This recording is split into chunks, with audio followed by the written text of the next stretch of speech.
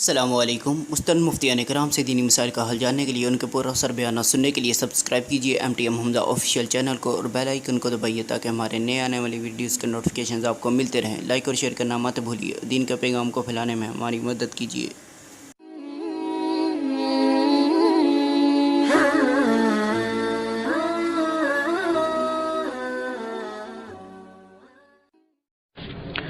الحمد لله نحمده ونستعينه ونستغفره ونؤمن به ونتوكل عليه ونعوذ بالله من شرور أنفسنا ومن سيئات أعمالنا من يهده الله فلا مضل له ومن يضلل فلا هادي له ونشهد أن لا إله إلا الله وحده لا شريك له ونشهد أن محمدا عبده ورسوله صلى الله تعالى عليه وعلى آله وأصحابه وبارك وسلم تسليما كثيرا.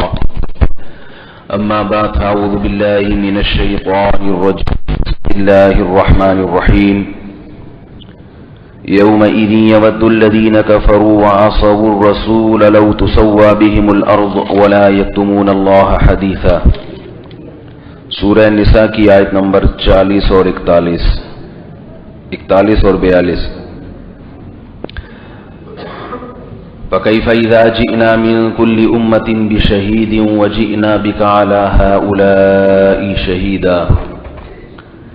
فرمایا اس وقت کو یاد کرو جب ہم ہر امت پر ایک گواہ لے کر آئیں گے اور اے محمد صلی اللہ علیہ وسلم آپ کو بھی ہم گواہ بنا کے لائیں گے. اس پر بیان چل رہا تھا کہ پچھلی امتیں، ان میں جو اللہ کے نافرمان ہوں گے وہ پیغمبروں کی دعوت کا انکار کریں گے. وہ کہیں گے اے اللہ انہوں نے تیرا پیغام ہم تک پہنچایا ہی نہیں. حضرت عیسیٰ علیہ السلام سے اللہ تعالیٰ کہیں گے اَأَنْتَ قُلْتَ لِلنَّاسِ اتَّخِذُونِي وَأُمِّيَ إِلَٰهَيْنِ مِن دُونِ اللَّهِ. اے عیسیٰ کیا تو نے ان سے یہ کہا تھا کہ اللہ کو چھوڑ کر مجھے اور میری ماں کو معبود بنا لینا، الہ بنا لینا؟ کیونکہ قوم تو حضرت عیسیٰ کو معبود بنائے ہوئے ہے، حالانکہ حضرت عیسیٰ علیہ السلام کے نازل ہونے کا مقصد کیا تھا؟ ایک اللہ کی عبادت کروانا.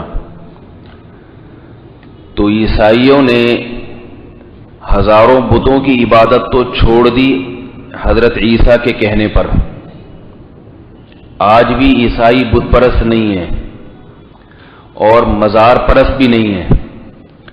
آپ کو عیسائیوں میں کوئی مزار نظر نہیں آئے گا کسی بابے کا.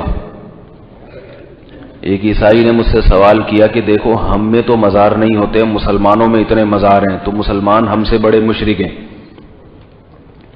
میں نے کہا ہاں، جو مزار بناتے ہیں اور اس پہ چڑھاوے اور طواف اور یہ چیزیں تو وہ یقیناً آپ سے بڑے مشرک ہیں، اس میں کوئی شک نہیں، لیکن سارے ایسے نہیں ہیں. لیکن اس سے ایک بات پتہ چلی کہ مزار پرستی نہ تو یہودیوں میں ہے نہ عیسائیوں میں. اس سے پتہ چلا کہ جو مسلمان بزرگوں کے مزار بناتا ہے وہ یہود و نصارہ سے بھی گیا گزرا ہے. سمجھ رہے ہو؟ یعنی یہ کام تو وہ بھی نہیں کرتے. جو مزاروں کے گرد طواف کر رہا ہے، سجدے کر رہا ہے، وہ یہودی اور عیسائیوں سے بھی گیا گزرا ہے. کیونکہ مزار پر یا قبر پہ سجدہ یا طواف یا کسی پیر و مرشد کے سامنے سجدہ، یہ یہودی اور عیسائی بھی یہ کام نہیں کرتے. جو ان کی سمجھ میں آ رہی ہے جتنی توحید اتنی تو سمجھ لو میرے بھائی.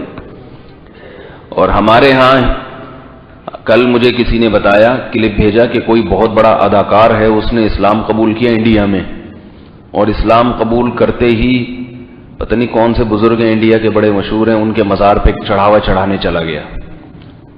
تو میں نے کہا ویسے ہی اچھا تھا بھائی، کیا خیال ہے؟ ویسے ہی اچھا تھا. ایسا اسلام قبول کر کے کیا فائدہ؟ ایک ہندو نے اسلام قبول کیا، بہت بڑا آفیسر تھا پولیس کا. تو ایک عالم نے اس سے پوچھا کہ خیریت، کیا اسلام کی کون سی چیز تھی جس سے متاثر ہو کر آپ نے اسلام قبول کیا ہے؟ تو اس نے جواب میں کہا کہ میں نے سوچا ہمارے اتنے سارے بھگوان ہیں، تو اگر ایک اللہ اور اس کے رسول، دو بھگوان اور صحیح، تو کیا جا رہا ہے اس میں؟ یعنی دو کو اور ایڈ کر لو اس میں. تو ان عالم نے کہا نہ ہی ہوتا تو اچھا تھا، ہندو ہی رہتا تو اچھا تھا۔ تو اس نے کہا کہ جہاں اتنے سارے بھگوان ہیں تو 2 مسلمانوں کے بھی ملا لو ساتھ میں۔ تو حالانکہ اسلام نام ہی کس کا ہے؟ سب سے پہلے تمام بھگوانوں کی، تمام معبودوں کی، تمام خداؤں کی، تمام الہوں کی نفی۔ لا الہ پہلے ہے، الا اللہ بعد میں ہے۔ اگر کلمہ یوں ہوتا کہ اللہ پہلے ہوتا، اللہ آمنت باللہ، میں اللہ پر ایمان لایا، ولا الہ الا ہو، اور صرف اللہ پر لایا، اللہ کے علاوہ کسی اور پہ نہیں، یوں ترتیب ہوتی تو بھی ٹھیک تھا۔ بھائی میں اللہ پر لا رہا ہوں ایمان، اللہ کو خدا مانتا ہوں، گاڈ مانتا ہوں، معبود مانتا ہوں، باقیوں کو نہیں مانتا، تو یوں ہونا چاہیے تھا۔ لیکن اللہ نے کلمے کی ترتیب کیا بیان کی کہ پہلے باقیوں کی نفی کرنی ہے، پھر اللہ کو ماننا ہے، کیونکہ اگر باقیوں کی نفی نہیں کی تو پھر ایسا ماننا اللہ کے ہاں وہ ماننا نہیں ہے۔ آ رہی یہ بات سمجھ میں؟ جہاں سے نہیں آنا شروع ہو تو مجھے بتا دیں کہ بھئی یہاں سے بات سمجھ میں نہیں آ رہی۔ وَمَا يُؤْمِنُ أَكْثَرُهُمْ بِاللَّهِ إِلَّا وَهُمْ مُشْرِكُونَ، قرآن میں آتا ہے کہ یہ لوگ، ان میں اکثریت اللہ پر ایمان ایسے لاتے ہیں کہ اللہ کے ساتھ غیر کو بھی شریک کر لیتے ہیں، تو یہ والا ایمان اللہ کے ہاں معتبر نہیں ہے، کیونکہ اللہ توحید کے معاملے میں بہت غیرت مند ہیں۔ اور یاد رکھو جس میں بھی غیرت ہوتی ہے وہ اپنے رشتے میں حاکم ہونے میں غیر کو برداشت نہیں کرتا۔ اس کی مثال ایسے ہے کہ شوہر بیوی کے لیے بمنزلہ حاکم ہے، سربراہ ہے۔ اب بتاؤ کہ کوئی خاتون اپنے شوہر کو، ایک خاتون تو وہ ہیں وہ کہتی ہیں کہ یہ میرا شوہر ہے ہی نہیں، یہ اس پہ بھی شوہر کو غصہ آئے گا، لیکن وہ کیا کرے گا؟ اس کے دلائل دے گا، نکاح نامہ دکھائے گا، شناختی کارڈ دکھائے گا، انگوٹھا لگا دے گا، دیکھو آئی ڈی کارڈ سے یہی نمبر انگوٹھے سے میچ کر رہا ہے۔ اس کے دلائل دینا اس کے لیے آسان۔ ایک خاتون وہ کہتی ٹھیک ہے مانتی ہوں آپ میرے شوہر ہیں، لیکن آپ کے ساتھ ساتھ فلاں بھی ہیں، پھر یہ کہ فوراً طلاق دے گا کہ نہیں دے گا؟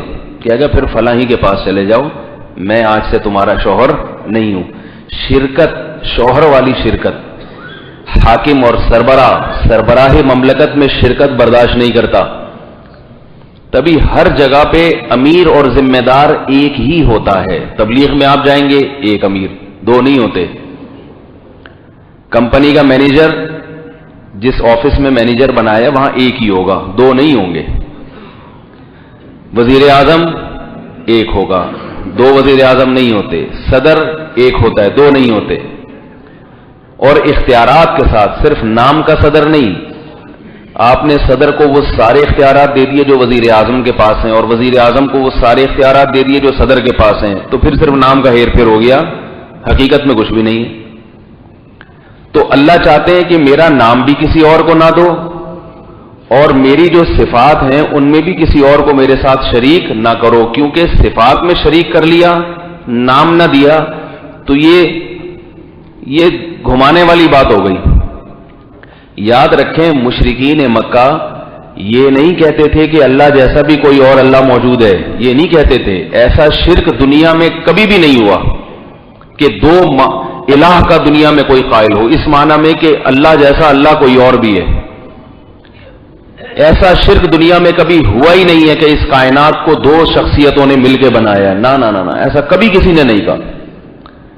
ایسا کبھی کسی نے نہیں کہا کہ اس کائنات میں اللہ سے زیادہ یا اللہ جتنا طاقتور بھی کوئی موجود ہے، یہ شرک دنیا میں کبھی ہوا ہی نہیں ہے۔ اب سوال پیدا ہوتا ہے پھر ہوا کیا ہے بھائی؟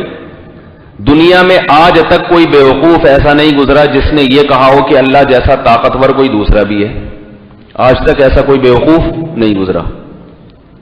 ابو جہل بھی یہ نہیں کہتا تھا۔ دنیا میں کوئی ایسا نہیں گزرا جس نے کبھی یہ دعویٰ کیا ہو کہ اللہ جیسا رحمان کوئی دوسرا بھی ہے۔ دنیا میں ایسا بیوقوف کوئی بھی، حتیٰ کہ ہندو بھی نہیں کہتے، یہ ہندو بھی کہتے ہیں بھگوان ایک ہی ہے۔ بھگوان کیا ہے؟ ایک ہے۔ اور وہ یہ جو بت ہے نا، وہ کہتے ہیں کہ یہ اصل بھگوان نہیں، اصل تو وہی ہے جو آسمان پہ ہے۔ مطلب اگر یہ ہو نا کہ آسمان پہ جو ذات ہے عرش کے اوپر وہ صرف ایک ہے، اس توحید کو اس کے تو عیسائی بھی قائل ہیں. یہ توحید مطلوب نہیں ہے، قرآن میں اس توحید کا تذکرہ نہیں ہے. سمجھ رہے ہیں بات کو؟ تاکہ یہ کلام ہے تھوڑا سا برداشت کر لیا کریں. لوگ کہتے ہیں بار بار ریپیٹ نہ کیا کریں جملہ کہ سمجھ رہے ہیں، اس سے تکلیف ہوتی ہے. سمجھ ہی رہے ہیں ماشاءاللہ. تو اس توحید کا اس کا منکر دنیا میں کوئی بھی نہیں گزرا کہ عرش پر جو ذات ہے اس جیسی ایک اور ذات بھی موجود ہے، یا اس جیسی تو نہیں ہے لیکن بعض صفات میں اس سے ملتی جلتی ہے. اس کا بھی دنیا میں کوئی قائل نہیں رہا. وَلَئِن سَأَلْتَهُم مَّنْ خَلَقَ السَّمَاوَاتِ وَالْأَرْضِ، اے نبی جب آپ ان کافروں سے پوچھیں گے کہ زمین اور آسمان کو تنے تنہا کس نے بنایا، لَيَقُولُنَّ اللَّهُ، تو سب کا ایک ہی جواب ہوگا کہ اللہ نے بنایا، ایک خدا نے بنایا، دو نے نہیں بنایا. اب سوال یہ پیدا ہوتا ہے کہ جب سب ایک ہی خدا کے قائل ہیں، عیسائی بھی، یہودی بھی اور ہندو بھی، بت پرست بھی، آگ کی پوجا کرنے والے بھی، پارسی بھی، تو پھر قرآن میں جس توحید کا تذکرہ ہے جو صرف مسلمان جس کے قائل ہیں وہ کون سی توحید ہے، اس کو سمجھنے کی ضرورت ہے. تو آج آپ کو جتنے بھی یعنی فرقواریت ہے نا مسلمانوں میں، وہ 2 اور 2 4 کی طرح سمجھ میں آ جائے گی. یاد رکھو وہ یہ شرک ہے کہ اللہ تو اللہ ہی ہے، لیکن اللہ نے بعض اختیارات، کام کرنے کی کچھ طاقتیں اپنی مخلوق میں بھی کسی کو دی ہوئی ہیں. اولاد جیسے اللہ دے سکتا ہے تو اللہ کی مرضی سے فلاں بھی دے سکتا ہے، یعنی اللہ نے اس کو بھی اختیارات دیے ہوئے ہیں کہ تو بھی دے سکتا ہے. یہ وہ شرک ہے جو ہمیشہ سے دنیا میں ہوتا آ رہا ہے. یعنی آدم علیہ السلام کے بعد، جب نوح علیہ السلام کے بعد جب قومیں آئیں تو انہوں نے شرک جو شروع کیا وہ یہ والا شرک ہے. اور ان میں بھی پورے اختیارات کسی کو دے دیے، اس کا کوئی بھی قائل نہیں ہے. ہندو یہ نہیں کہتا کہ یہ جو پتھر کا بنا ہوا بت ہے یہ خود سے کچھ کر سکتا ہے. ہندو کہتا ہے یہ کسی بزرگ کی شبیہ ہے، تو اصل بھگوان جو آسمان پہ بیٹھا ہوا ہے اس بھگوان نے اس کو بھی کچھ اختیارات، سارے نہیں کچھ دے دیے. کچھ مثال کے طور پر ہندو کا یہ عقیدہ ہے کہ اگر اولاد نہیں ہو رہی تو فلاں علاقے میں جو بھگوان ہے اس کے پاس جاؤ اور اس کو خوش کر کے مٹھائی بٹھائی یا جو بھی ان کے حساب کتاب ہوتا ہے وہ کرو تو وہ آپ کو اولاد دے دے گا، خود سے نہیں بلکہ چونکہ اللہ نے اس کو یہ اختیارات دیے ہوئے ہیں. تو اصل بھگوان اللہ ہی ہے. یہ والا شرک ہے ہندوؤں میں. آپ کسی ہندو سے پوچھ کے دیکھ لیں، سمجھ رہے بات کو؟ کبھی ہندو سے پوچھو نا بھگوان کتنے، کہتے ہیں اصل تو ایک ہی ہے، اصل ایک ہی ہے. اور اس کی مثال وہ یہ دیتے ہیں، مثال یہ دیتے ہیں کہ جیسے صدر اور وزیر اعظم، ملک کا سربراہ یا حاکم یا بادشاہ، سعودی عرب کی مثال زیادہ کیونکہ ایک ہی بادشاہ ہے. بادشاہ ہوتا ہے تو بادشاہ خود بھی بہت سے لوگوں کے کام کر دیتا ہے اور بادشاہ اختیارات بھی دے دیتا ہے کہ بھئی میرا وزیر ہے وہاں پر اس علاقے میں، اس کو بھی میں نے یہ اختیارات دے دیے، کسی کو پلاٹ دینا چاہے، نیشنلٹی دینا چاہے تو وہ بھی کر سکتا ہے. تو ایسا ہی اللہ کو ضرورت تو نہیں ہے. وہ یہ بھی کہتے ہیں، ہم جب سوال کریں نا کہ بھئی بادشاہ تو اس لیے یہ اختیارات دیتا ہے کہ وہ بیچارہ پورے سلطنت پہ خود نظر تھوڑی رکھ سکتا ہے. سارے اس کے گھر کے باہر لائن لگا کے کھڑے ہو جائیں کہ حضرت ہمیں نیشنلٹی چاہیے سعودی عرب کی، ہمارے یہ مسائل ہیں، ہمارے یہ میاں بیوی کا جھگڑا ہے. تو بھائی وہ خود نہیں کر سکتا تو اس نے عدالتیں بنا دی ہیں. ایک عدالت طائف میں بنا دی، مکہ میں جج بٹھا دیے، بھائی میرے پاس نہ ہو، یہ میری طرف سے نائب ہیں، ان کے مسئلے حل کرو. اور جناب پانی کے لیے الگ شعبہ بنا دیا، بجلی کے لیے الگ شعبہ بنا دیا، گیس کے لیے الگ، پیٹرول کے لیے الگ، ہر سارے شعبے، کیونکہ وہ تو کمزور ہیں.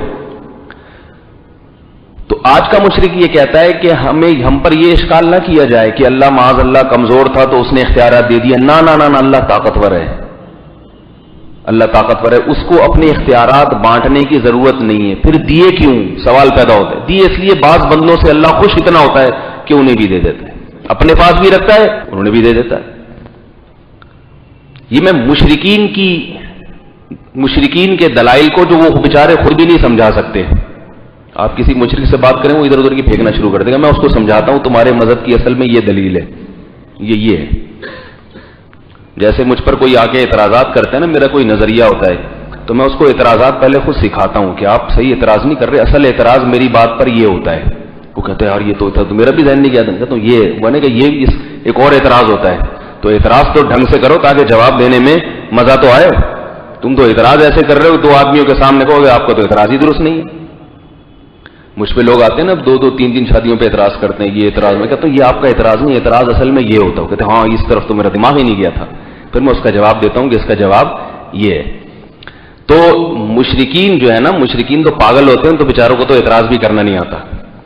تو مشرک پر یہ اعتراض ہوتا ہے کہ صدر تو اپنے اختیارات کو اس لیے تقسیم کرتا ہے کہ اس بیچارے کے پاس خود سے اختیارات، یعنی وہ اتنا کمزور ہوتا ہے، لیکن اللہ تو کمزور نہیں ہے. تو اس کا جواب مشرک یہ دیتے ہیں یا دے سکتے ہیں کہ بھائی ہم یہ نہیں کہتے کہ اللہ کمزور ہے، بھگوان کمزور ہے. ہم یہ کہتے ہیں کہ وہ بعض دفعہ اپنے نیک بندوں سے خوش ہو کے ان کو بھی اختیارات دے دیتا ہے کہ چلو اولاد میں بھی دے سکتا ہوں، فلاں بابا بھی دے سکتا ہے، کیونکہ اس بابے نے زندگی میں اتنی میری عبادت کی، اتنے نیک کام کیے کہ اب میں نے اس کو بھی اختیارات دے دی. آ رہی ہے بات سمجھ میں؟ یہاں تک جن کی آ گئی ہاتھ کھڑا کریں ذرا. ٹھیک ہے، اچھا ہوئی. آگے چلتے ہیں.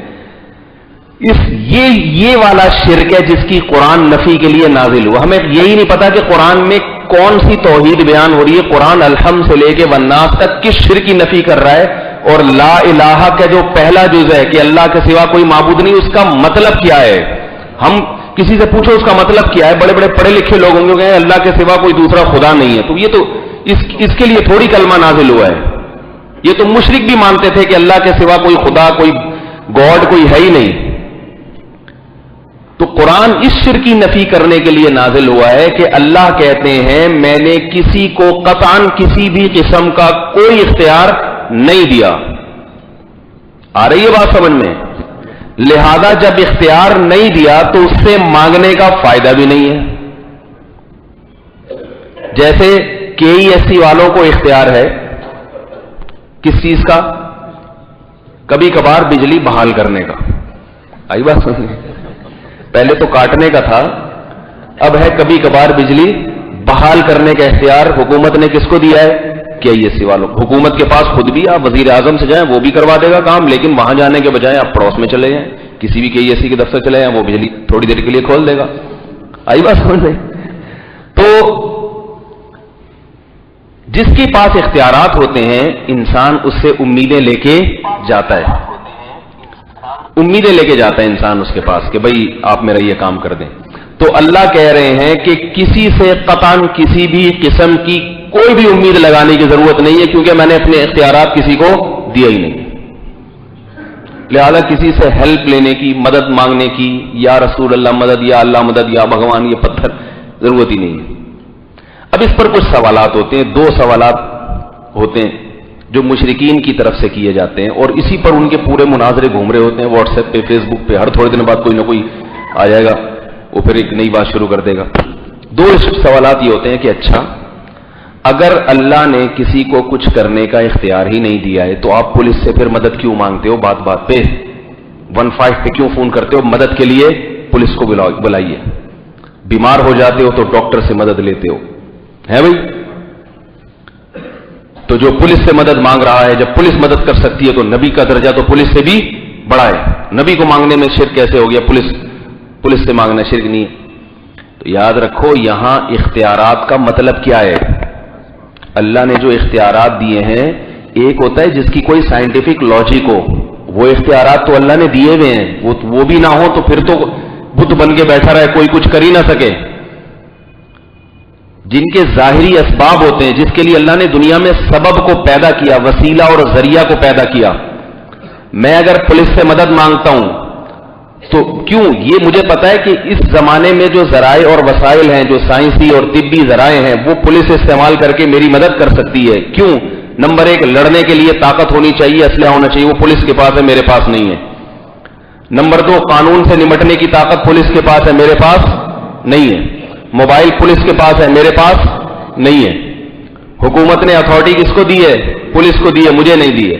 پولیس وہ تمام وسائل اختیار کرے گی. نمبر 1 سائرن بجاتی ہوئی آئے گی. یہ سائرن اس کی علامت ہے کہ سارے بھاگ جاؤ یہاں سے، دائیں بائیں ہو جاؤ، ہم کہیں جا رہے ہیں، فارم میں ہیں بہت زیادہ. میرے پاس سائرن والی ایمبولینس کی، میرے پاس سائرن والی موبائل نہیں ہے. نمبر 2 وہ وردی پہن کے آئیں گے اور ہاتھ میں بندوق ہوگی اور گھسیں گے. وہی سارے یعنی اس کو اگر کوئی سائنسدان بیان کرنا چاہے تو کہے گا بھئی جو انہوں نے کیا ہے, جو کچھ وہ کر رہے ہیں اس کا سائنٹیفک نتیجہ یہی نکلے گا. مجھے پیاس لگ رہی ہے, میں آپ سے پانی مانگتا ہوں, مجھے مدد چاہیے پانی.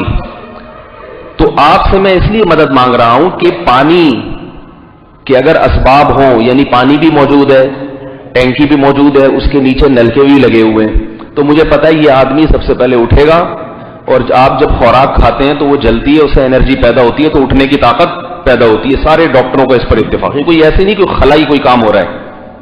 آپ اٹھیں گے, 2 ٹانگوں سے چل کے جائیں گے, نلکا کھولیں گے تو پانی نیچے گرے گا, کیونکہ پانی ہمیشہ اوپر سے نیچے آتا ہے. اگر ایسا نلکا لگاؤ نا کہ الٹے منہ لگاؤ, یہاں کھولے تو پانی نیچے سے اوپر جا رہا ہو, یہ پھر اسباب سے ہٹ کے طاقت ہے. یعنی ایک آدمی کیا کرتا ہے, ٹینکی میں جھانکتا ہے اور پانی نیچے جانے کے بجائے اس کو دیکھ کے اوپر آتا ہے, اس کو ایسی طاقتیں ہیں. یہ پھر ہم کیا کہیں گے, یہ اسباب سے ہٹ کے کام ہو رہا ہے. یہ کام انسان نہیں کر سکتا, یہ کون کرے گا, اللہ کرے گا. نیچے سے بجائے اوپر آنا شروع ہو جائے, پانی ہمیشہ اوپر سے نیچے آئے گا, اوپر سے ہمیشہ نیچے آئے گا پانی.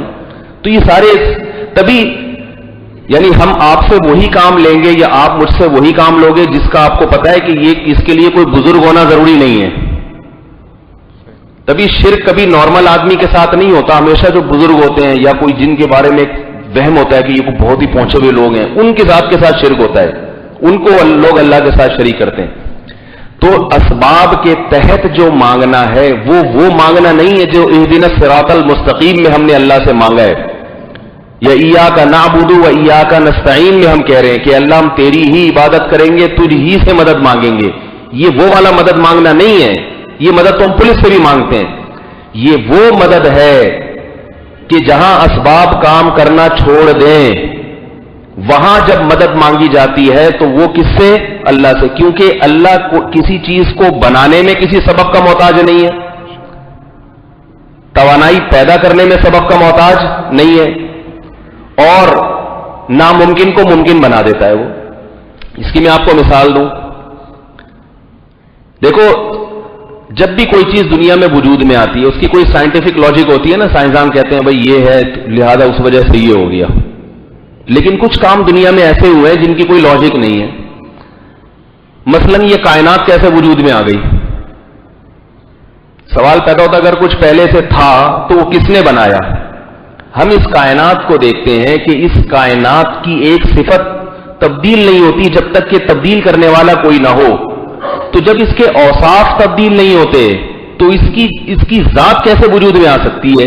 دیکھو یہ پنکھا یہاں لگا ہوا ہے, ہوا, یہ پنکھے کی ایک تو یہ اس کا جوہر ہے, مادہ ہے کہ یہ پنکھا ہے, اور ایک ہے اس کی صفات. اس کی صفات میں کیا ہے, یہ سفید ہے, کالا بھی ہو سکتا ہے, ٹھیک ہے نا, یہ رکا ہوا ہے, گھوم بھی سکتا ہے.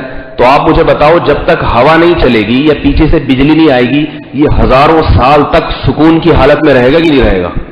اگر یہ پنکھا اتنا سا بھی گھومتا ہے نا تو کوئی سائنسدان کہے گا اس کو کسی نے گھمایا ہے, کیونکہ جو چیز متحرک ہے, نیوٹن یہ کہہ کر چلا گیا بیچارہ کہ جو چیز متحرک ہے وہ ہمیشہ حرکت میں رہے گی جب تک کہ روکنے والی کوئی طاقت نہ ہو, اور جو سکون میں ہے وہ ہمیشہ سکون میں رہے گی جب تک اس کو چلانے والی کوئی طاقت موجود نہ ہو. تو مادہ ایک حالت سے دوسری حالت میں کسی تبدیل کرنے والی قوت کے بغیر تبدیل نہیں ہوتا, تو وجود میں کیسے آ گیا بغیر کسی قوت کے؟ آ رہی ہے بات سمجھ میں؟ ظاہر ہے یہاں یہی کہا جائے گا کہ اللہ نے بغیر کسی سبب کے پہلی مرتبہ اپنی کن فیکن کی طاقت سے پیدا کر دیا, اس کے ارادے کا نام وجود ہے. سائنسدان پریشان ہے نا انسان دنیا میں وجود میں کیسے آیا, تو ڈارون نے کہا وہ پہلے بندر تھا, پھر یوں ہوا, فلانا ہوا, ڈمکانا ہوا. ایک سوال یہ کہ جاتا مرغی پہلے پیدا ہوئی یا انڈا؟ یہ قیامت تک حل نہیں ہو سکتا یہ سوال, کیونکہ ہم نے تو اسباب دیکھے ہیں نا, اسباب ہم نے دیکھا بھائی مرغی پیدا ہونے کے لیے پہلے انڈا ہونا چاہیے جس میں سے بچہ نکلتا ہے, لیکن انڈے کے لیے پہلے کیا ضروری ہے؟ مرغی ہو.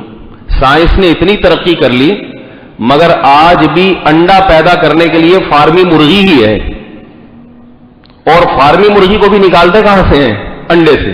ایسا نہیں کہ چھو منتر کر کے کوئی مرغی وجود میں لے آئے ہو کہ یہ سائنسدانوں کی بنائی ہوئی مرغی ہے اب یہ انڈے دے گی, اور اگر سائنسدانوں نے بنائی ہوئی تو کلوننگ کر کے وہ بھی اصل مرغی سے ہی اس کے سیل لیے ہوں گے. تو یہ ممکن نہیں ہے کہ انڈا بغیر مرغی کے یا مرغی بغیر انڈے کے. اب ہم سے بچپن میں لوگ سوال پوچھتے تھے کہ مرغی پہلے پیدا ہوئی یا انڈا.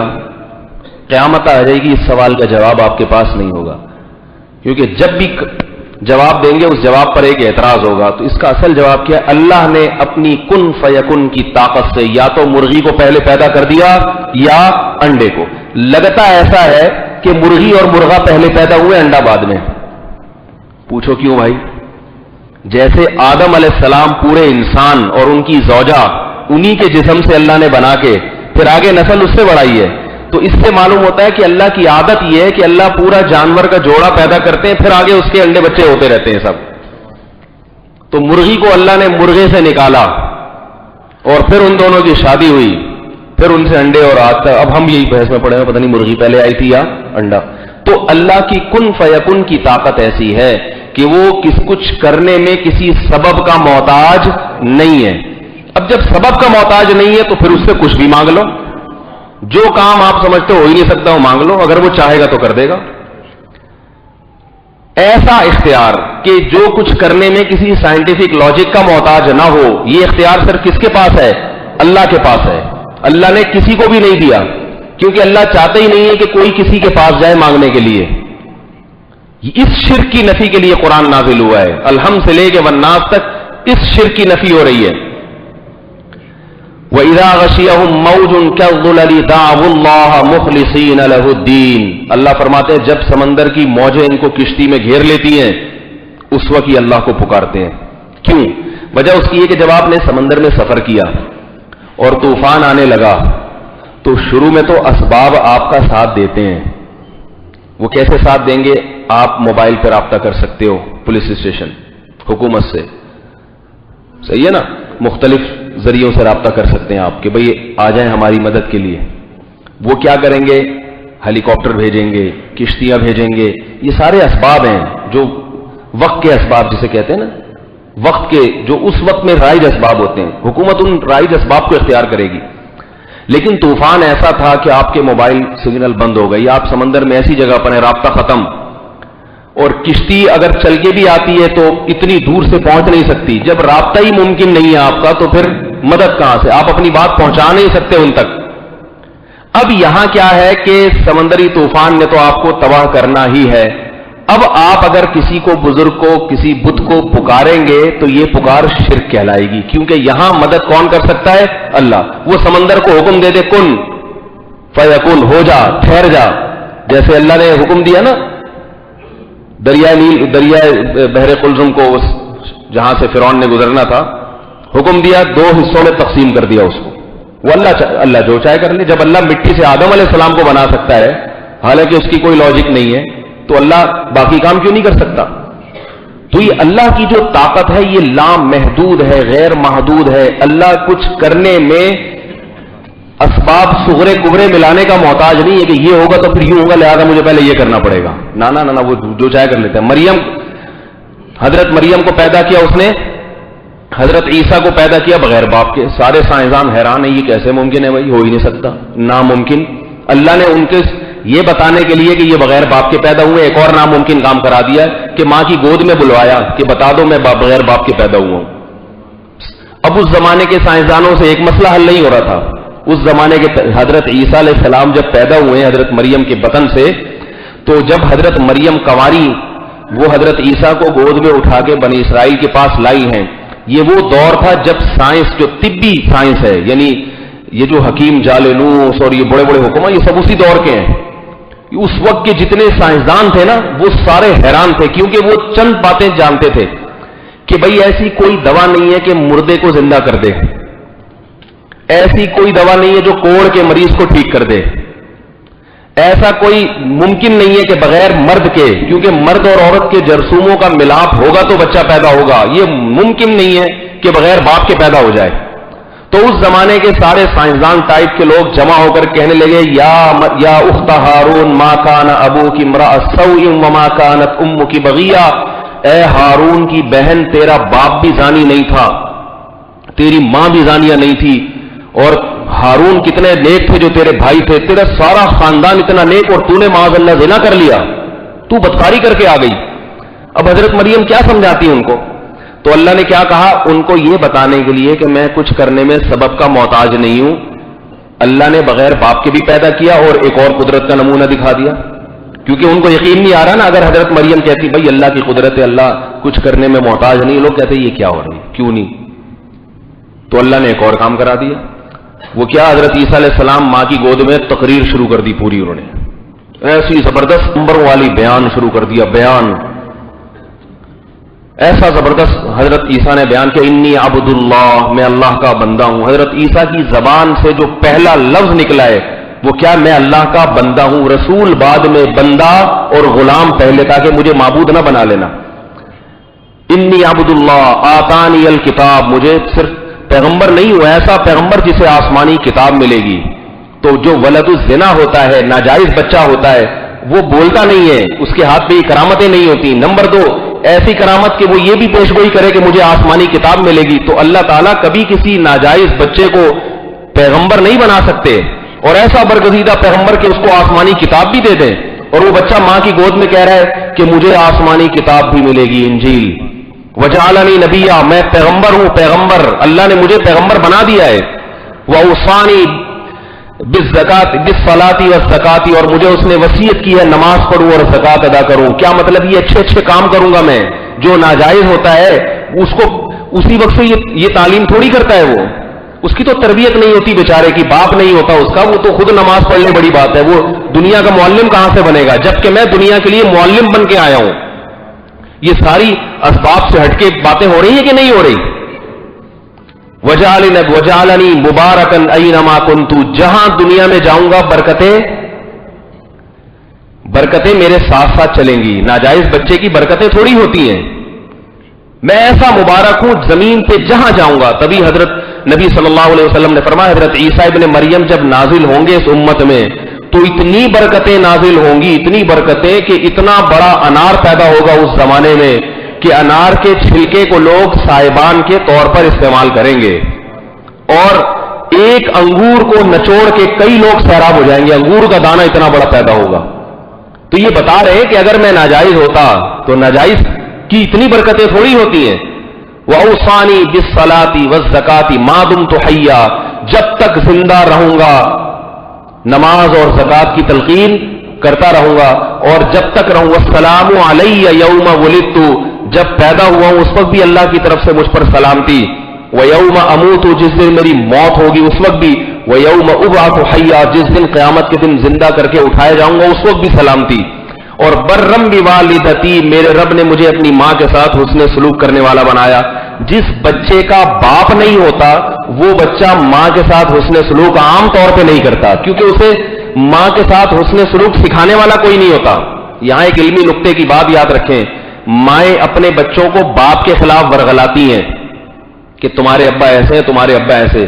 جس بچے کے دل میں باپ کا روب نکل گیا تو وہ ماں کے ہاتھوں سے بھی نکل گیا پھر، کیونکہ بچہ بچپن میں سمجھتا نہیں ہے، روب سے چلتا ہے. اور ماں کا ادب بھی اسے کون سکھاتا ہے؟ باپ سکھاتا ہے. ماں نہیں سکھا، ماں سے تو وہ دبتا ہی نہیں ہے. ماں میں تو محبت شفقت اتنی ہوتی ہے، لاڈ پیار اتنے ہوتے ہیں کہ وہ روب نہیں ہوتا اس کا. تو یہ اشکال ہو سکتا تھا کہ بھئی جس بچے کا باپ نہیں ہے وہ صلہ رحمی کہاں سے کرے گا. یہ بار بار یہ ایک علمی نقطہ سمجھانے کے لیے کہہ رہا ہوں. بعض لوگ 4-4 سال کے لیے جاب کرنے چلے جاتے ہیں اپنے بچوں کو چھوڑ کے. یہاں پہ اکثر لوگ میں نے دیکھے، 100% نہیں، اکثر دیکھیں کہ جو باہر جاب کرتے ہیں 2-2, 3-3 سال کے بعد آتے ہیں ان کے بچے بگڑ جاتے ہیں. یہاں پہ گٹکے میں لگ جائیں گے اور ادھر ادھر کی ایکٹیویٹیز میں لگ جائیں گے. وہ کما کے بس بھیج رہے ہیں، بچہ یہاں وہ عیاشی میں اڑا رہے ہیں. تو باپ کا موجود ہونا بہت ضروری ہے. اور اگر کسی مجبوری سے گئے ہو تو نگرانی کرو، نگرانی بہت سخت نگرانی. بچہ کہاں جا رہا ہے پوچھو فون کر کے، ابھی کہاں بیٹھا ہوا ہے، وہ بالکل چھوڑ دیتے ہیں. تو حضرت عیسیٰ کہہ رہے ہیں بغیر باپ کے ہوں مگر ایسا صلہ رحمی کرنے والا کہ اپنی ماں کے ساتھ ساری زندگی حسن سلوک کروں گا. اس سے ماں کا حق بھی پتہ چلتا ہے. یاد رکھو حضرت حکیم الامہ نے یہ بات لکھی ہے کہ والدین کا جو اللہ نے مقام اور مرتبہ بیان کیا وہ کسی استاذ، کسی شیخ و مرشد کا نہیں ہے. آج بعض لوگ خانقاہ میں جاتے ہیں تو وہ اپنے شیخ کو اتنا بڑا بنا لیتے ہیں کہ ابا دوسرے نمبر پہ چلے جاتے ہیں. شیخ کے جوتے اٹھا رہے ہیں مگر ابا کے کبھی کپڑے بھی استری نہیں کریں گے. شیخ کے ساتھ تو بہت ہدیے بھی مگر ابا سے تمیز سے بات نہیں کریں گے. شیخ کی ڈانٹ کو یہ سمجھ کے برداشت کریں گے کہ اس سے سلوک کے منازل طے ہوں گے. ابا نے جھاڑ پلا دی، پیشانی پہ سلوٹیں آ جائیں گی. دلیل یہ دیتے ہیں کہ ابا ہمارے بے نمازی ہیں. تو یاد رکھو جو مرضی ہیں، شریعت میں باپ سب سے پہلے، والدین سب سے پہلے. یہ مطلب نہیں ہے کہ شیخ کے جوتے اٹھانا چھوڑ دیں، ایک اچھا کام کر رہے تھے وہ بھی چھوڑ دیا. مطلب یہ کہ ابا کے بھی اٹھایا کریں. یہ مطلب نہیں ہے کہ اب اچھا آپ کو پتہ ہی نہیں تھا، اب شیخ کو آپ نے کہا چلو کہ تم 2 نمبر آدمی ہو، ابا پہلے ہیں، چلو یار. یہ مطلب نہیں ہے. اس کو بھی احترام دیں، اس سے آپ دین سیکھ رہے ہیں. بزرگوں کی تو، اور خاص طور پہ شیخ اگر کوئی بڑے بزرگ ہیں، عالم ہیں، تو ان کا جتنا احترام کریں کم ہے. مگر کہنے کا مقصد ہی کہ جتنا ان کا کر رہے ہیں اس میں تھوڑا گڑ ڈال کے، تڑکا لگا کے تھوڑا سا ابا کی طرف. آئی بات سمجھ میں؟ اور ماں کا اس سے بھی زیادہ احترام کریں. باپ کا شریعت میں احترام زیادہ ہے ماں کی نسبت، مگر بد کلامی کا گناہ باپ کی نسبت ماں سے بد کلامی کا گناہ زیادہ ہے، کیونکہ ماں کو تکلیف زیادہ ہوتی ہے. باپ مرد ہے نا، اس کو وہ 2-3 کھینچ کے بھی لگا دے گا. ماں بیچاری لگا نہیں سکتی، وہ کڑتی رہتی ہے. اس لیے شریعت نے اخلاق کے معاملے میں ماں کا مقام اور مرتبہ باپ سے 3 گنا زیادہ بتایا ہے. اخلاق میں، اطاعت میں نہیں. یاد رکھو اطاعت میں باپ کا مقام ماں سے زیادہ ہے، کیونکہ سربراہ اللہ نے باپ کو بنایا ہے. تو یہ پوری تقریر حضرت عیسیٰ علیہ الصلوۃ والسلام کر رہے ہیں، برم بوالدتی. تو یہ بھی اس زمانے کے جتنے بھی طبیب تھے، حکیم تھے، جو اس زمانے کے سائنسدان تھے، حیران یہ کیا ہو رہا ہے بھائی، یہ کیا ہو رہا ہے. تو اللہ بتا رہے ہیں کہ جیسے میں یہ کر سکتا ہوں بغیر باپ کے بھی پیدا کر سکتا ہوں. تو یہ جو ہے نا کہ یہ کوئی کچھ کر لے گا اسباب سے ہٹ کے، اللہ کہتے ہیں کہ میں نے کسی کو کسی بھی قسم کے اختیارات نہیں دیے، کوئی کچھ نہیں کر سکتا. اس پر ایک پھر سوال پیدا ہوتا ہے جو مشرکین کرتے رہتے ہیں. وہ یہ ہوتا ہے کہ اچھا آپ کہہ رہے ہو اللہ نے کسی کو اسباب سے ہٹ کے اختیار دیا ہی نہیں، تو یہ انبیاء کی جو اتنے معجزے ہیں اور ولی اللہ کی جو اتنی کرامتیں ہیں، نبی صلی اللہ علیہ وسلم نے چاند کو انگلی سے اشارہ کیا 2 ٹکڑے کر دیے، کیا اس کی کوئی سائنٹیفک لاجک تھی؟ بولے بھائی کیا ہو گیا آپ لوگوں کو؟ تو اس کا مطلب اللہ نے آپ کو چاند کے 2 ٹکڑے کرنے کا اختیار دیا ہے. حضرت عیسیٰ ہی کو دیکھ لیں، مردوں کو کہتے تھے قم باذن اللہ، مردہ کھڑا ہو گیا. تو مردہ زندہ کرنا اس کی کوئی سائنٹیفک لاجک ہے بھائی؟ لیکن حضرت عیسیٰ تو مردوں کو زندہ کرتے تھے. نابینا کی آنکھوں پہ ہاتھ پھیرتے حضرت عیسیٰ، بینائی واپس. پیدائشی نابینا، پیدائشی. ڈاکٹر آج تک پیدائشی نابینا کا علاج نہیں کر سکے. ہاں بعد میں نگاہ بینائی چلی گئی تو اس کا کچھ ہو سکتا ہے، پیدائشی کا نہیں ہوتا. آنکھیں لگا دیں گے کسی دوسرے کی، اسی کی آنکھوں کی بینائی. حضرت عیسیٰ آنکھیں نہیں لگا رہے، اسی کی آنکھوں پہ ہاتھ پھیرا، بینائی واپس. کوڑ کا مرض آج تو اس کے ٹیکے اور ویکسینیشن ہے. اس زمانے میں حکیم کہتے تھے ناممکن. حضرت عیسیٰ ہاتھ لگاتے بیماری ٹھیک ہو جاتی، برس کا مرض ٹھیک ہو جاتا. تو مشرکین یہ کہتے ہیں کہ اگر اللہ نے یہ اختیارات نہیں دیے، جیسے کہ یہ وہابڑے کہتے ہیں، ہم لوگ کو وہ کہتے ہیں وہابڑا. ایک ہوتا ہے وہابی، جو چھوٹے موٹے دیوبندی ہوتے ہیں نا ان کو وہابی کہا جاتا ہے. ایک ہماری طرح کے جو ہوتے ہیں نا ذرا تھوڑے سے زیادہ اسٹریٹ فارورڈ، ان کو کہتے ہیں یہ وہابیوں کی سپرلیٹو ڈگری ہے. کیونکہ ہمارے دیوبندیوں میں بھی 3 درجے ہیں. ہمارے حضرت فرمایا کرتے تھے آج کل کے دیوبندی بھی بریلوی ہیں. یہ میں نہیں کہتا، میں تو چھوٹا منہ بڑی بات ہو جائے گی، ورنہ ہمارے حضرت تو بڑے بڑے بزرگوں سے ان کا تعلق ہے. حضرت مولانا حسین مدنی رحمۃ اللہ علیہ کے شاگرد تھے، اور حضرت حکیم الامہ کی صحبت اٹھائی ہے کچھ وقت کے لیے، اور باقی ان کی زیارت بھی کی. حضرت شیخ الحدیث مولانا زکریا رحمۃ اللہ علیہ کی صحبت اٹھائی. تو بڑے بڑے اکابر، تو وہ یہ کہہ سکتے تھے، ان کا کلام نقل کر رہا ہوں، کہ وہ فرماتے تھے آج کے دیوبندی بھی کیا ہیں، بریلوی. سارے نہیں، یعنی بہت سارے. تو وہ بھی وہی یہ روحانیت کے نام پہ جو کچھ ہے نا، یہ سب وہی چینل ہے سارا. تو روحانی علاج اور ٹوپی ڈرامے، جو آج پچھلی دفعہ میں نے جو بیان ہی اپنا ہٹوا دیا ہے، اس میں تھوڑی سی ایڈیٹنگ کر کے پھر چڑھاؤں گا اس کو. بیان بالکل صحیح تھا، یاد رکھو بیان بالکل صحیح تھا. جو میں نے ایک کی واٹ لگائی تھی نا، اس میں یہ نہیں کہ میں نے رجوع کر لیا ہے، لیکن یہ کہ ہماری قوم میں تحمل نہیں ہے. جب وہ روحانی والے بڑے بڑے بعض بزرگ سنیں گے نا کہ ہمارے بارے میں یہ کہہ رہا ہے، تو وہ مجھ سے بدگمان ہوں گے، میرے خلاف سازشیں شروع کر دیں گے. جو میں کام کر رہا ہوں وہ نہیں کر سکتا پھر میں. حالانکہ میں ان کو فراڈی نہیں کہتا، ان بزرگوں کو میں بار بار کہتا ہوں وہ فراڈی نہیں ہے، عملیات کر کر کے ان کا دماغی توازن خراب ہو گیا ہے. اور دماغی توازن خراب ہونے کا بزرگ ہونے نہ ہونے سے کوئی تعلق نہیں، یہ کسی کا بھی ہو سکتا ہے. تو جو بھی روحانیت کے نام پہ یہ ڈرامے بازی کرے گا، چلے ولے کاٹے گا، اس کا سیٹنگ آؤٹ ہو جائے گی. کیونکہ اللہ نے جس سیٹنگ پہ پیدا کیا وہ سیٹنگ جب بھی چھیڑو گے تو وہ پھر واپس اپنی اصل سیٹنگ, اچھا یہ ایسے خراب ہوتے ہیں پھر واپس بھی نہیں ہو سکتے. تو یہ تو میرا نظریہ اتنا پکا ہے, اتنا پکا الحمدللہ, یہ تو ڈنکے کی چوٹ پہ کہتا ہوں میں. لیکن یہ آج کل ہمارے اپنے دیوبندیوں میں تحمل نہیں ہے, مسئلہ سارا ہی ہے. وہ مجھے ایسے میرے بارے میں کمنٹس کرتے ہیں کہ میں آپ کو کیا بتاؤں, کیونکہ ان پر ضرب پڑ رہی ہے, ان پہ بہت بڑی, ان کی دکانیں چل رہی ہیں, ان کی ہاتھ پاؤں چومے جا رہے ہیں, ان سے لوگ سر پہ گنجے آ رہے ہیں, ان کے اپنے سر پہ ہاتھ پھروا کے جا رہے ہیں کہ شاید کچھ ہمارے سر پہ. اب وہ ان کا سارا حساب کتاب ختم ہو جائے گا تو وہ میں کہاں جاؤں گا. یہ نہیں کہ مجھے ان سے کوئی ڈر ہے, ڈر یہ کہ پھر میں انہی کی مخالفتوں کے جواب, انہی کے جواب پھر میں دوسرے کام نہیں کر سکتا. باقی ان سے مجھے کوئی ڈر نہیں, بیچارے یہ کچھ کر ہی نہیں سکتے ہیں. ان کو تو لوگوں نے بنا دیا ہے عقیدت میں ہاتھ پاؤں چون چون کے بڑا, ورنہ ان میں تو کچھ, یہ ویسے بھی بزدل اتنے ہوتے ہیں, ڈرپوک اتنے ہوتے ہیں. ایک پولیس والا چلا جائے تو یہ خانقاہ چھوڑ کے بھاگ جاتے ہیں. ایسے بھی دیکھے ہم نے, ایک پولیس والا چلا جائے نا کسی عامل کو گرفتار کرنے کے لیے, شروع میں تو عامل دھمکے دے گا تیرے اوپر اتنی چڑیلیں بھیج دوں گا, پولیس والا نہیں ڈرتا, فوراً جائے گا پکڑ کے موبائل میں ڈالے گا لے جائے گا. وہ اس کے سارے اندر منتر اور جن چڑیل بھوت سب دائیں بائیں ہو جاتے ہیں.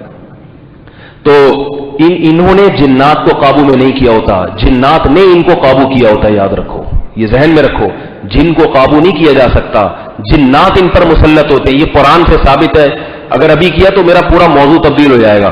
کسی اور وقت یہ بتاؤں گا کہ یہ قرآن سے ثابت ہے کہ انسان جنات پہ کو قابو میں نہیں کرتا, جنات انسان کو قابو کرتے ہیں. یہ جو عملیات کرتے ہیں نا, اس سے جن ان کے قابو میں نہیں آتے کہ ان کے کام کرنا شروع کر دیں, یہ جن کے قابو میں آ جاتے ہیں. یہ بھی ایک بڑا دلچسپ موضوع ہے, بڑے ٹیکنیکل اسٹائل سے انشاءاللہ کبھی آپ کو سنائیں گے. یہ تو دلائل کی دنیا میں ہوائی باتیں نہیں ہوں گی. تو اچھا, میں جو بات عرض کر رہا تھا کہ بھئی مشرک یہ کہتا ہے کہ چاند کے 2 ٹکڑے نبی نے کیے, آپ صلی اللہ علیہ وسلم نے پانی میں ہاتھ ڈالا, اپنی دست مبارک چشمہ پھوٹ پڑا. ایک پیالہ حضرت ابو ہریرہ دودھ کا لے کر آئے ہیں, کسی بھی سائنسدان کو دکھا دیتے, وہ کہتا ہے 2 آدمی پی سکتے ہیں, لیکن سب صحابہ نے پیٹ بھر کے پیا. تو یہ اس کا مطلب ہے نبی کو اللہ نے اختیارات دیے تھے. اسی طرح بزرگوں کی کرامتیں کچھ قرآن میں, حضرت مریم کو بے موسم پھل ملا کرتے تھے, اور اس طرح کی بہت ساری چیزیں.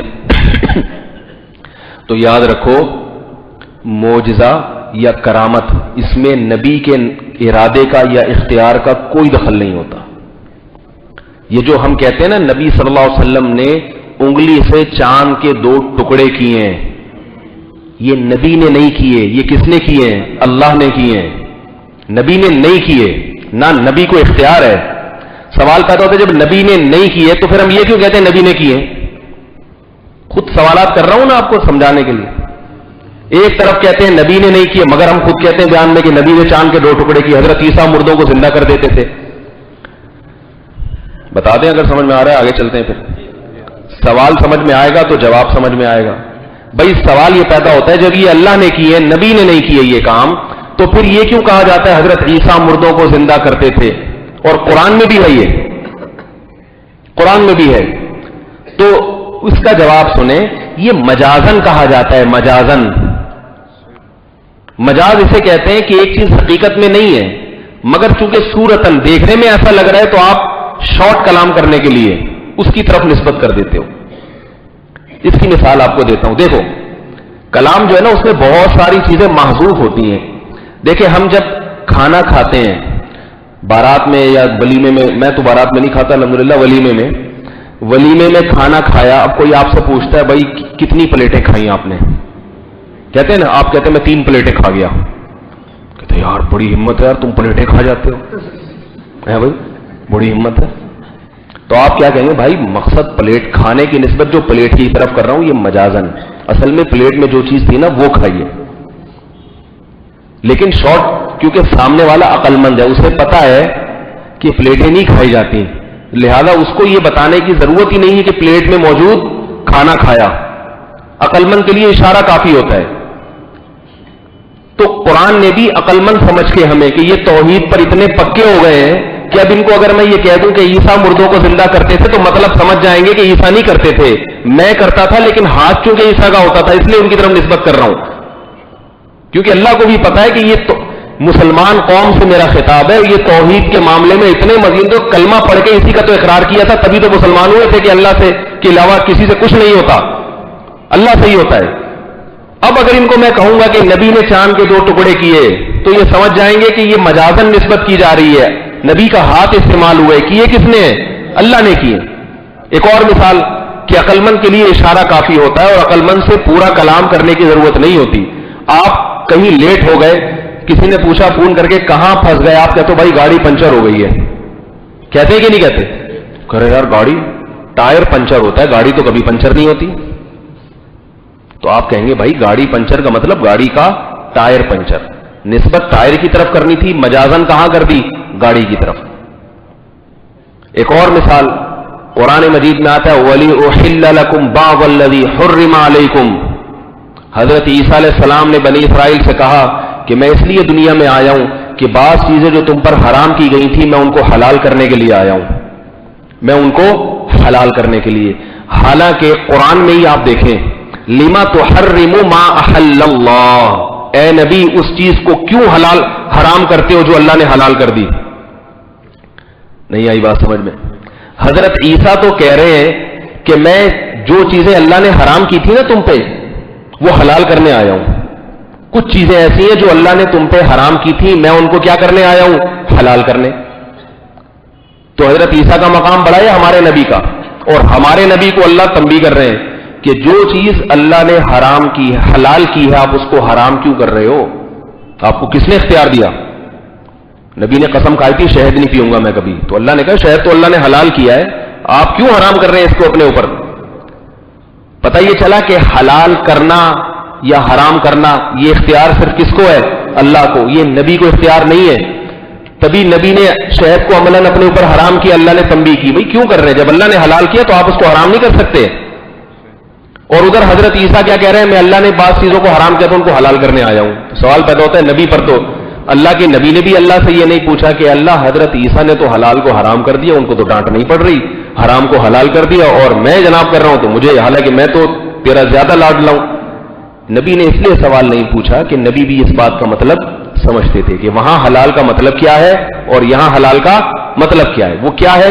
حضرت عیسیٰ نے جب یہ کہا کہ میں جو چیزیں تم پہ حرام تھی ان میں سے بعض چیزوں کو حلال کرنے آیا ہوں, کا مطلب ان کی حلال ہونے کے بیان کرنے آیا ہوں, میں اس بیان کرنے کو کرنے سے تعبیر کر دیا. آئی بات سمجھ میں؟ میں اس کو حلال کرنے آیا ہوں. بعض چیزیں بنی اسرائیل پر حرام تھیں, اونٹ کی چربی حرام تھی, ان کے گناہوں کی وجہ سے اللہ نے حرام کر دی تھی, تو حضرت عیسیٰ علیہ السلام نے آ کے وہ حلال کر دی.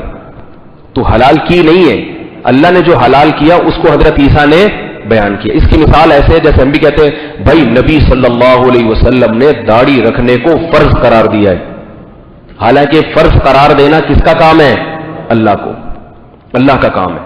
لیکن چونکہ اس فرض کو بیان کس نے کیا؟ نبی نے, تو اس لیے ہم کیا کہتے ہیں نبی نے فرض کر دیا. یہ نسبت مجازی ہوتی ہے, مجازی. اور آسان, بھائی ڈاکٹر سے, اس ڈاکٹر کے ہاتھ میں بڑی شفا ہے, یہ ڈاکٹر سے مجھے شفا ملی ہے, تو شفا کس سے ملتی ہے؟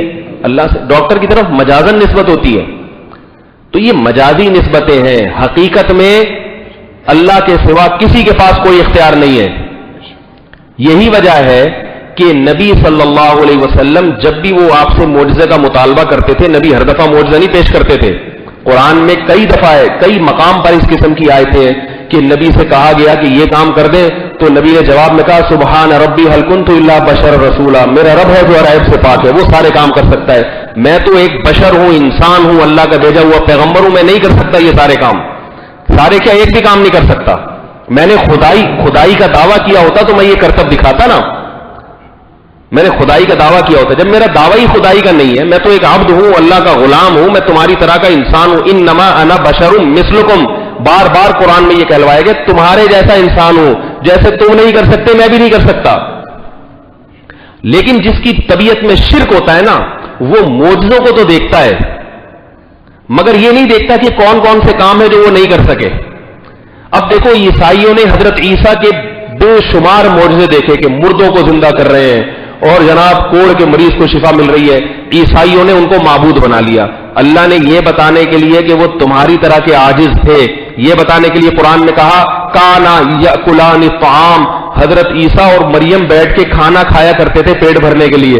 اگر وہ مردوں کو زندہ کرنے کا ان کو اختیار ہوتا تو روٹی کھائے بغیر پیٹ کیوں نہیں بھر لیتے؟ پھر وہ نہیں ہے بات سمجھ میں؟ وہ کیوں بیمار ہوتے ہیں تو دوا کھا رہے ہیں. تو اسی طرح ہم آج کے مشرک سے کہتے ہیں کہ اگر محمد صلی اللہ علیہ وسلم کو اختیار ہوتا اولاد دینے کا تو سب سے پہلے آپ اپنے آپ کو نرینہ اولاد دیتے، اپنے آپ کو دیتے.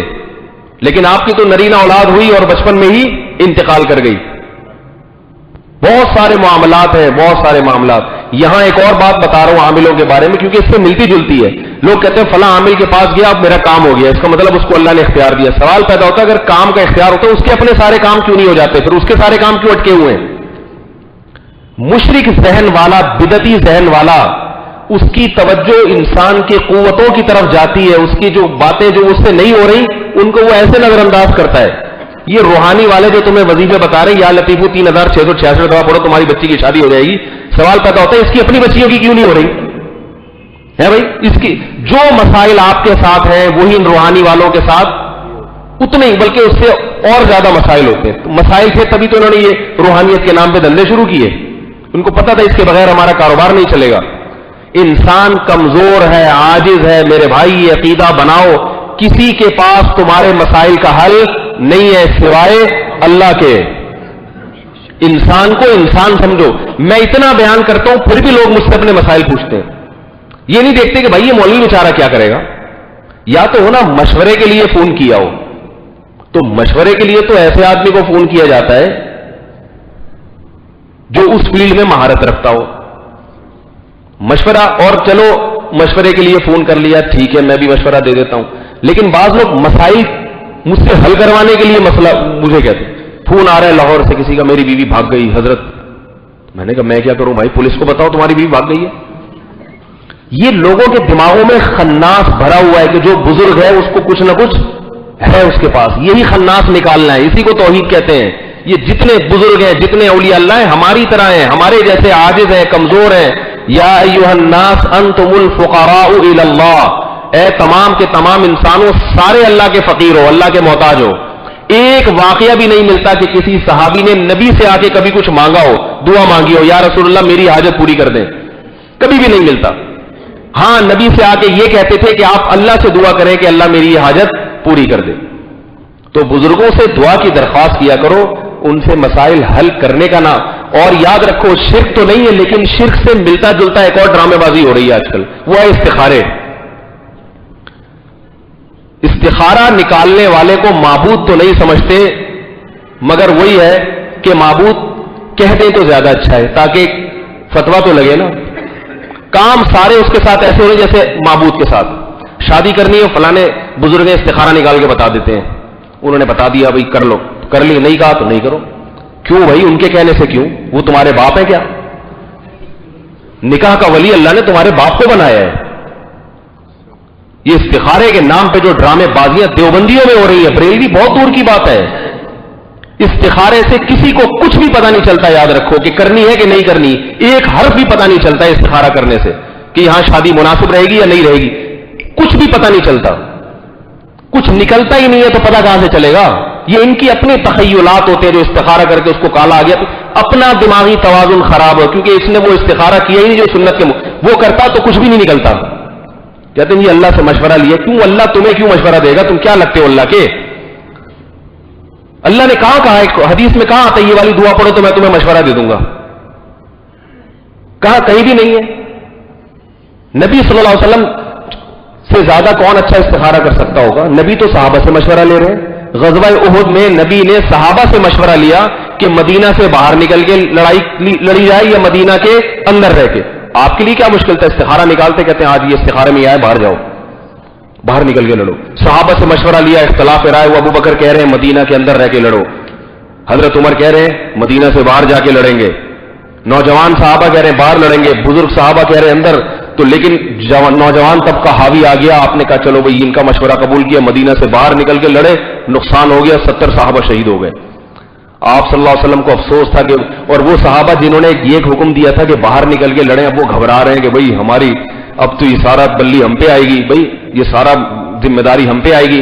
تو قرآن نے کہا اذا عزمت فتوکل علی اللہ وشاورہم فی الامر، ان سے مشورہ لے لیا کریں، مشورے کے بعد جب رائے قائم ہو اللہ پہ توکل کر کے کام کر لیا کریں، نقصان ہو فائدہ ہو یہ نہ دیکھیں بس، کیونکہ جو بس میں تھا وہ کر لیا. ایک دفعہ بھی استخارہ نہیں نکالا. حضرت عائشہ رضی اللہ تعالی عنہ کا پیغام نکاح آیا ابو بکر رضی اللہ عنہ کی طرف سے، کہیں بھی نہیں ہے کہ آپ نے استخارہ نکال کے دیکھا ہو مناسب رہے گا کہ نہیں رہے گا. اللہ نے خود پہلے ہی بتا دیا تھا خواب میں کہ یہ آپ کی بیوی بنے گی، لیکن یہ نکاح کا پیغام آنے سے پہلے. لیکن اس کے بعد بھی آپ نے پیغام نہیں بھیجا، وہیں سے پیغام آیا تو آپ نے اسے قبول کیا ہے. پھر آپ نے 9 شادیاں کی ہیں، ایک میں بھی نہیں ملتا کہیں استخارہ نکالا ہو. اوکے ہو گیا تو ٹھیک ہے، نیگیٹو آ گیا تو نہیں. حضرت خدیجہ سے نکاح ہوا بغیر استخارے کے. جنگ میں حضرت صفیہ رضی اللہ تعالی عنہ قید ہو گئی، حضرت ہارون کی بیٹی. تو صحابہ نے مشورہ دیا سردار کی بیٹی ہیں یا رسول اللہ باندی بنے گی لونڈی بنے گی، بہتر نہیں ہے، بہتر ہے کہ آپ آزاد کریں، ان سے نکاح کر لیں. اتنے بڑے پیغمبر کی بیٹی ہیں حضرت ہارون علیہ السلام کی، ان کی نسل میں. کہیں بھی نہیں ہے کہ آپ نے صحابہ سے کہا اچھا میں استخارہ نکال کے دیکھتا ہوں، کچھ بھی نہیں ہے. ممکن ہے آپ کہہ سکتے ہیں وہ پیغمبر تھے ان کو استخارہ کی ضرورت نہیں تھی، وہ تو ڈائریکٹ. تو بھائی پھر ان کو مشورے کی بھی ضرورت نہیں تھی. نہیں یاری بات سمجھ میں. یہ سارے نالائق کوئی نہ کوئی اشکال کر کے نا آپ کو پورا بیان پہ پانی پھیر دیں گے، کہیں گے یہ تو نبی کی مثالیں دے رہے ہیں نا، نبی کو تو استخارے کی ضرورت نہیں تھی، ہم تو نالائق ہیں، ہم استخارے کی ضرورت ہے. نبی کو تو ڈائریکٹ اللہ کی طرف سے. وہی سوال پیدا پھر مشورے کی بھی ضرورت نہیں تھی. اور مشورہ بھی ایسا کہ جب وہ مشورہ ہوا ہے تو وہ غلط مشورہ تھا، لیکن آپ صلی اللہ علیہ وسلم کو یہ بھی پتہ نہیں چلا کہ یہ مشورہ صحیح ہے یا غلط ہے. لیکن چونکہ وہ قواعد پورے کیے کہ بھئی مشورے کے بعد کام کرو، پھر نتیجہ جو بھی نکلے بس وہ اللہ پہ چھوڑ دو کہ بھئی ہمارے بس میں یہی تھا. صبر کا حکم دیا اس پہ. اس سے پتہ چلتا ہے کہ اسلام میں مشورے کی اہمیت زیادہ ہے، استخارے کی اتنی نہیں ہے. لوگوں نے استخارے کو بڑھا لیا ہے، مشوروں کو دوسرے درجے میں لے گئے. صحابہ کے سارے کام مشوروں سے ہوتے تھے. مشورہ ماہر آدمی سے، شادی کرنی ہے اس کے ماہرین سے مشورہ لیں. میں کوئی شادی کا ماہرین میں نہیں ہوں، یہ ذہن میں رکھیں کہ مجھ سے مشورہ لے رہے ہیں. ماہر کا مطلب یہ ہوتا ہے کہ آپ خود جس قسم کے ہیں، آپ کے گھر کا ماحول جس قسم کا ہے، تو اپنے خاندان کے لوگوں سے مشورہ لیں کہ اس قسم کی خاندان کی لڑکی ہمارے اس قسم کے خاندان میں ایڈجسٹ ہو سکتی ہے کہ نہیں ہو سکتی. وہ ہر آدمی کا کلچر الگ ہوتا ہے، میرا الگ ہے، آپ کا الگ ہے، ہر قوم کا ہر ایک کا الگ ہوتا ہے. اب بنگلہ دیش سے فون آ رہا ہے میرے پاس کہ میں یہاں برما کی کسی لڑکی سے شادی کرنا چاہ رہا ہوں، آپ کا کیا مشورہ ہے؟ مجھے نہ برما کا پتا بھائی، نہ بنگلہ دیش کا پتا. کہتے ہیں آپ پہنچے ہوئے. میں نے کہا وہاں نہیں پہنچا، میں یہی ہوں. وہ تو سمجھ رہے کہ آسمان پہ پہنچے ہوئے ہیں. بھائی نہیں، ہم یہ آپ جیسے ہی ہیں. ہمیں تو خود بھی کام بعض دفعہ کرتے ہیں تو بعد میں پچھتاتے ہیں یار یہ نہیں، یہ والا ہونا چاہیے تھا. تو استخارے نہیں ہوتے. یہ استخارے کے نام پہ ابھی گھر جاؤں گا نا پھر ایک فون آئے ہوگا، لوگ اپنا نام، اپنی امی کا نام، اپنے چاچا کا نام، اپنے ماموں کا نام لکھ کے بھیج ہوتے ہیں. یہ بی بی گلچمن، والدہ محترمہ نورم خاتون، اور یہ کیوں اپنا پورا شجر سب بیان کر رہا ہے بھائی؟ وہ پورا لکھ کے بھیج دیا. میں پوچھتا ہوں یہ کیا ہے بھائی؟ مجھے کیا، میں کوئی نادرہ میں تھوڑی ہوں جو آپ مجھے پوری کہہ رہے ہیں. وہ ایکچولی ہم چاہ رہے تھے کہ آپ استخارہ نکال دیں، تو ہم نے اپنا پورا شجر نسب. میں نے کہا میں نے اپنی کسی شادی میں استخارہ نہیں نکالا، تو آپ کی شادی میں استخارہ کیوں نکالوں؟ سمجھ میں آ رہی ہے کر دو، نہیں آ رہی تو نہیں کرو. اچھے اچھے رشتے، خدا کی قسم اتنے اچھے اچھے رشتے ان مولویوں نے توڑوا دیے استخارے کے نام پہ. جس حدیث میں استخارے کا ہے، پہلے تو میں جلدی سے بتاؤں گا استخارہ جو شریعت میں وہ ہے کیا، اصل استخارہ ہے کیا. وہ اصل استخارہ یہ ہے، استخارے کا لفظ ہے خیر طلب کرنا اللہ سے، مشورہ طلب کرنا نہیں ہے استخارے کا مطلب. اس میں مشورہ ہے ہی نہیں. اللہ سے مشورہ تھوڑی ہوتا ہے. اللہ کے ساتھ تو 2 اور 2 4 کی طرح بات ہوتی ہے. اللہ کہے گا یہ صحیح ہے تو صحیح ہے، اللہ کہہ دے غلط ہے تو غلط ہے. اللہ یہ نہیں کہیں گے میرا مشورہ ہے، رائے ہے، دیکھ لو، سمجھ میں آ رہا ہے تو ٹھیک ہے. ایسا تھوڑی ہوگا. مشورہ کا نسبت اللہ کی طرف جائز ہی نہیں ہے کہ اللہ کسی کو مشورہ دیتا ہے. اور استخارے کی بنیاد یہاں سے غلط ہو رہی ہے کہ اس کو کیا سمجھا جاتا ہے اللہ سے مشورہ. یہیں سے اس کی جڑیں کھوکھلی ہو رہی ہیں. استخارہ کہتے ہیں خیر طلب کرنا اللہ سے. اب یہ دعا کیا ہے؟ اس کی بڑی فضیلت ہے حدیث میں کہ جب کسی کام میں تمہیں تردد ہو، دونوں طرف دماغ جا رہا ہے بالکل، مشورہ بھی لے لیا، پہلے مشورہ لے لیا، مشورے کے بعد ایک طرف رجحان چلا گیا، اب استخارے کی ضرورت ہی نہیں ہے کیونکہ مشورہ ایک زیادہ قوی دلیل ہے، کر لو وہ کام. لیکن بالکل ڈبل مائنڈ ہو رہے ہیں آپ، 50% ادھر 50% ادھر. تو حدیث میں آتا ہے کہ بھئی 2 رکعت پڑھ کے اللہ سے یہ دعا مانگو، اللہم انی استخیرک بعلمک، اللہ تیرا علم زیادہ ہے، تیرے علم کے ذریعے خیر طلب کرتا ہوں، مجھے نہیں پتا مستقبل میں کیا ہونے والا ہے. واستقدرک بقدرتک، اور اگر مجھے پتا چل بھی جائے کہ یہ بہتر ہے تو ضروری تھوڑی کہ میں وہ کر بھی لوں، کروانے کی قدرت بھی کس کی ہے؟ تیری ہے. تو میں تیری قدرت سے طاقت طلب کرتا ہوں. استقدرک بقدرتک واسألک من فضلک العظیم، اور تیرا فضل میں تجھ سے طلب کرتا ہوں. آگے فإنک تعلم ولا اعلم، تو جانتا ہے میں نہیں جانتا. تقدر ولا اقدر، تجھے قدرت ہے مجھے قدرت نہیں ہے. انک انت علام الغیوب، تو سب باتیں جانتا ہے، میں ڈاؤٹ فل ہوں کہ کروں کہ نہیں کروں. آگے اللہم ان کنت تعلم ان ھذا الامر خیر لی، اگر تو یہ سمجھتا ہے کہ یہ کام میرے لیے بہتر ہے تو کیا مطلب رات کو کالا دکھا دے پیلا دکھا دے؟ نہ فقدرہ لی، مقدر کر دے میرا. اس میں کوئی مشورہ لیا کہ اللہ یہ دکھا دے میرا، مجھے یوں کر دے اور ایسا نکلے کوئی چیز؟ نکلنے کا لفظ ہی نہیں ہے پوری اس میں. اخرج عربی میں کہتے ہیں نکالنا، اخراج کر دے. نہ فقدرہ لی، مقدر کر دے، یعنی میں نہ بھی چاہوں تو وہی کام ہو جو میرے لیے بہتر ہو. ویسرہ لی، اور اس کو آسان بھی کر دے. ثم بارک لی فی، اور ایک خیر تو وہ ہے جو تیرے علم میں ہے، مزید برکت بھی ڈال دے اس میں. کتنی اچھی دعا ہے، اس کا کیسا بیڑا غرق کر دیا. ٹھیک ہے، کتنی اچھی دعا ہے کہ اللہ مجھے سمجھ میں نہیں آ رہا لیکن تیرے علم میں جو بہتر ہے نا، بس مقدر میری تقدیر کا حصہ اسی کو بنا دے تو. میں دوسرا کام کرنا بھی چاہوں نا، سب مشورے دے دے کے دوبارہ لے جائے، لیکن وہی ہو مقدر میں. اس پر ایک دلچسپ واقعہ سناؤں گا کہ استخارے کا نتیجہ کیسے نکلتا ہے. یہ زبردست دلچسپ واقعہ. فقدرہ لی، مقدر بنا دے. ویسرہ لی، آسان کر دے. ثم بارک لی فیہ، پھر مزید فائدے بھی ڈال دے اس میں. واصرف عنی، اور وَإِن كُنْتَ تَعْلَمَ أَنَّ هَذَا الْأَمْرَ، اور اگر یہ کام میرے لیے شر ہے، نقصان دہ ہے، فَاصْرِفْ عَنِّي، اسے میری طرف سے پھیر دے. وَاصْرِفْنِي عَنْ، مجھے یہاں سے ہٹا دے، دور کر دے اس کام کو مجھ سے. میں چاہوں تو بھی نہ ہو، یا تو میری چاہت ہی ہٹا دے یا چاہوں تو بھی نہ ہو، بس کام ہٹ جائے، میں ہو ہی نہیں یہ کام. ثم قدر لی الخیر حیث کان، پھر وہ کرا دے جو میرے لیے بہتر ہو. تو اس کا مطلب اس میں کچھ نکلنے کا لفظ آیا. اب میں آپ کو ایک واقعہ سناتا ہوں کہ استخارے میں ہوتا کیا ہے. ایک صاحب تھے، ہمارے دوست تھے، انہوں نے شادی کرنی تھی. ان کی سمجھ میں نہیں آ رہا تھا کہ یہاں میں ہاں کروں کہ نہ کروں. غیر قوم میں شادی ہو رہی تھی، غیروں میں آدمی 100 دفعہ سوچتا ہے. میں نے کہا اب اتنی بڑی تمہاری عمر ہو گئی ہے، چھوڑو یار کر لو. میں نے مشورہ دیا کر لو بھائی. کہ کوئی مشورہ دے رہا ہے نہیں کرو، عجیب تردد میں. میں تو کرنے کے پہلو کو ہمیشہ ترجیح دیتا ہوں کہ بھائی دنیا مسافر خانہ ہے، گزارا چلاؤ یار، تھوڑی بہت خامیاں ہر ایک میں ہوتی ہیں تو بھائی کر لو. کسی نے مشورہ دیا نہیں کرو، یہ وغیرہ وغیرہ ہوتے ہوتے بڑے پریشان. میں نے کہا استخارہ بھی کر لو. بہت ہی سمجھ میں ہی نہیں آ رہا تو استخارہ بھی کر لو. استخارہ کیا، پھر مشورہ یہی ہوا کہ بھائی کر لینی چاہیے. اس کے والدین نے بھی کہا بھائی سمجھ میں آ رہا کر لو. حدیث میں آتا ہے جب کوئی مناسب رشتہ آئے تو انکار مت کرو. تو مناسب جب رشتہ آئے گا پھر تو استخارے کا موقع ہی نہیں ہے، پھر تو حدیث کہہ رہی ہے کر لو. یہ رشتہ 100% مناسب نہیں تھا، 50% مناسب، 50% نامناسب. سمجھ میں آ رہی ہے؟ اگر مناسب ہوتا نا پھر انکار نہیں، پھر استخارہ نہیں ہے، پھر تو کرو. ترمذی کی صحیح حدیث ہے کہ اذا خطب الیکم من ترضون دینہ وخلقہ فزوجوہ، جب کوئی ایسا شخص نکاح کا پیغام بھیجے جس کے دین اور اخلاق سے مطمئن ہو تو نکاح کیا کرو. استخاروں کی بھیٹ نہیں چڑھایا کرو اس نکاح کو، یہ کئی حدیث میں نہیں ہے. تو اب کیا ہے کہ انہوں نے کہا کہ بھائی وہ ایسا ہے کہ سمجھ. میں نے کہا استخارہ بھی کر لو. استخارہ بھی کیا، نکاح کا پیغام بھیجا. میں نے کہا اگر مقدر میں نہیں ہوا تو چاہو گے بھی تو نہیں ہوگا. پہلے استخارہ یاد رکھو، استخارہ کر لیا، مشورہ سے ذہن یہ بن رہا ہے کہ کر لو، اور استخارہ کہہ رہا ہے کہ نہیں کرو، تو پھر استخارے کو نہیں ترجیح دو، پھر کرنے کو ترجیح دو. پھر یہ توکل نہیں کرو کہ میں نے استخارہ تو کر لیا اب جو چاہوں گا صحیح ہوگا. نہ، پہلے اپنے قواعد پورے کرو، پھر نتیجہ اللہ پہ چھوڑو. تو اپنے قواعد پورے کیے. انہوں نے کہا یار سمجھ میں یہی آ رہا ہے کہ کر لو. میں نے کہا کر لو.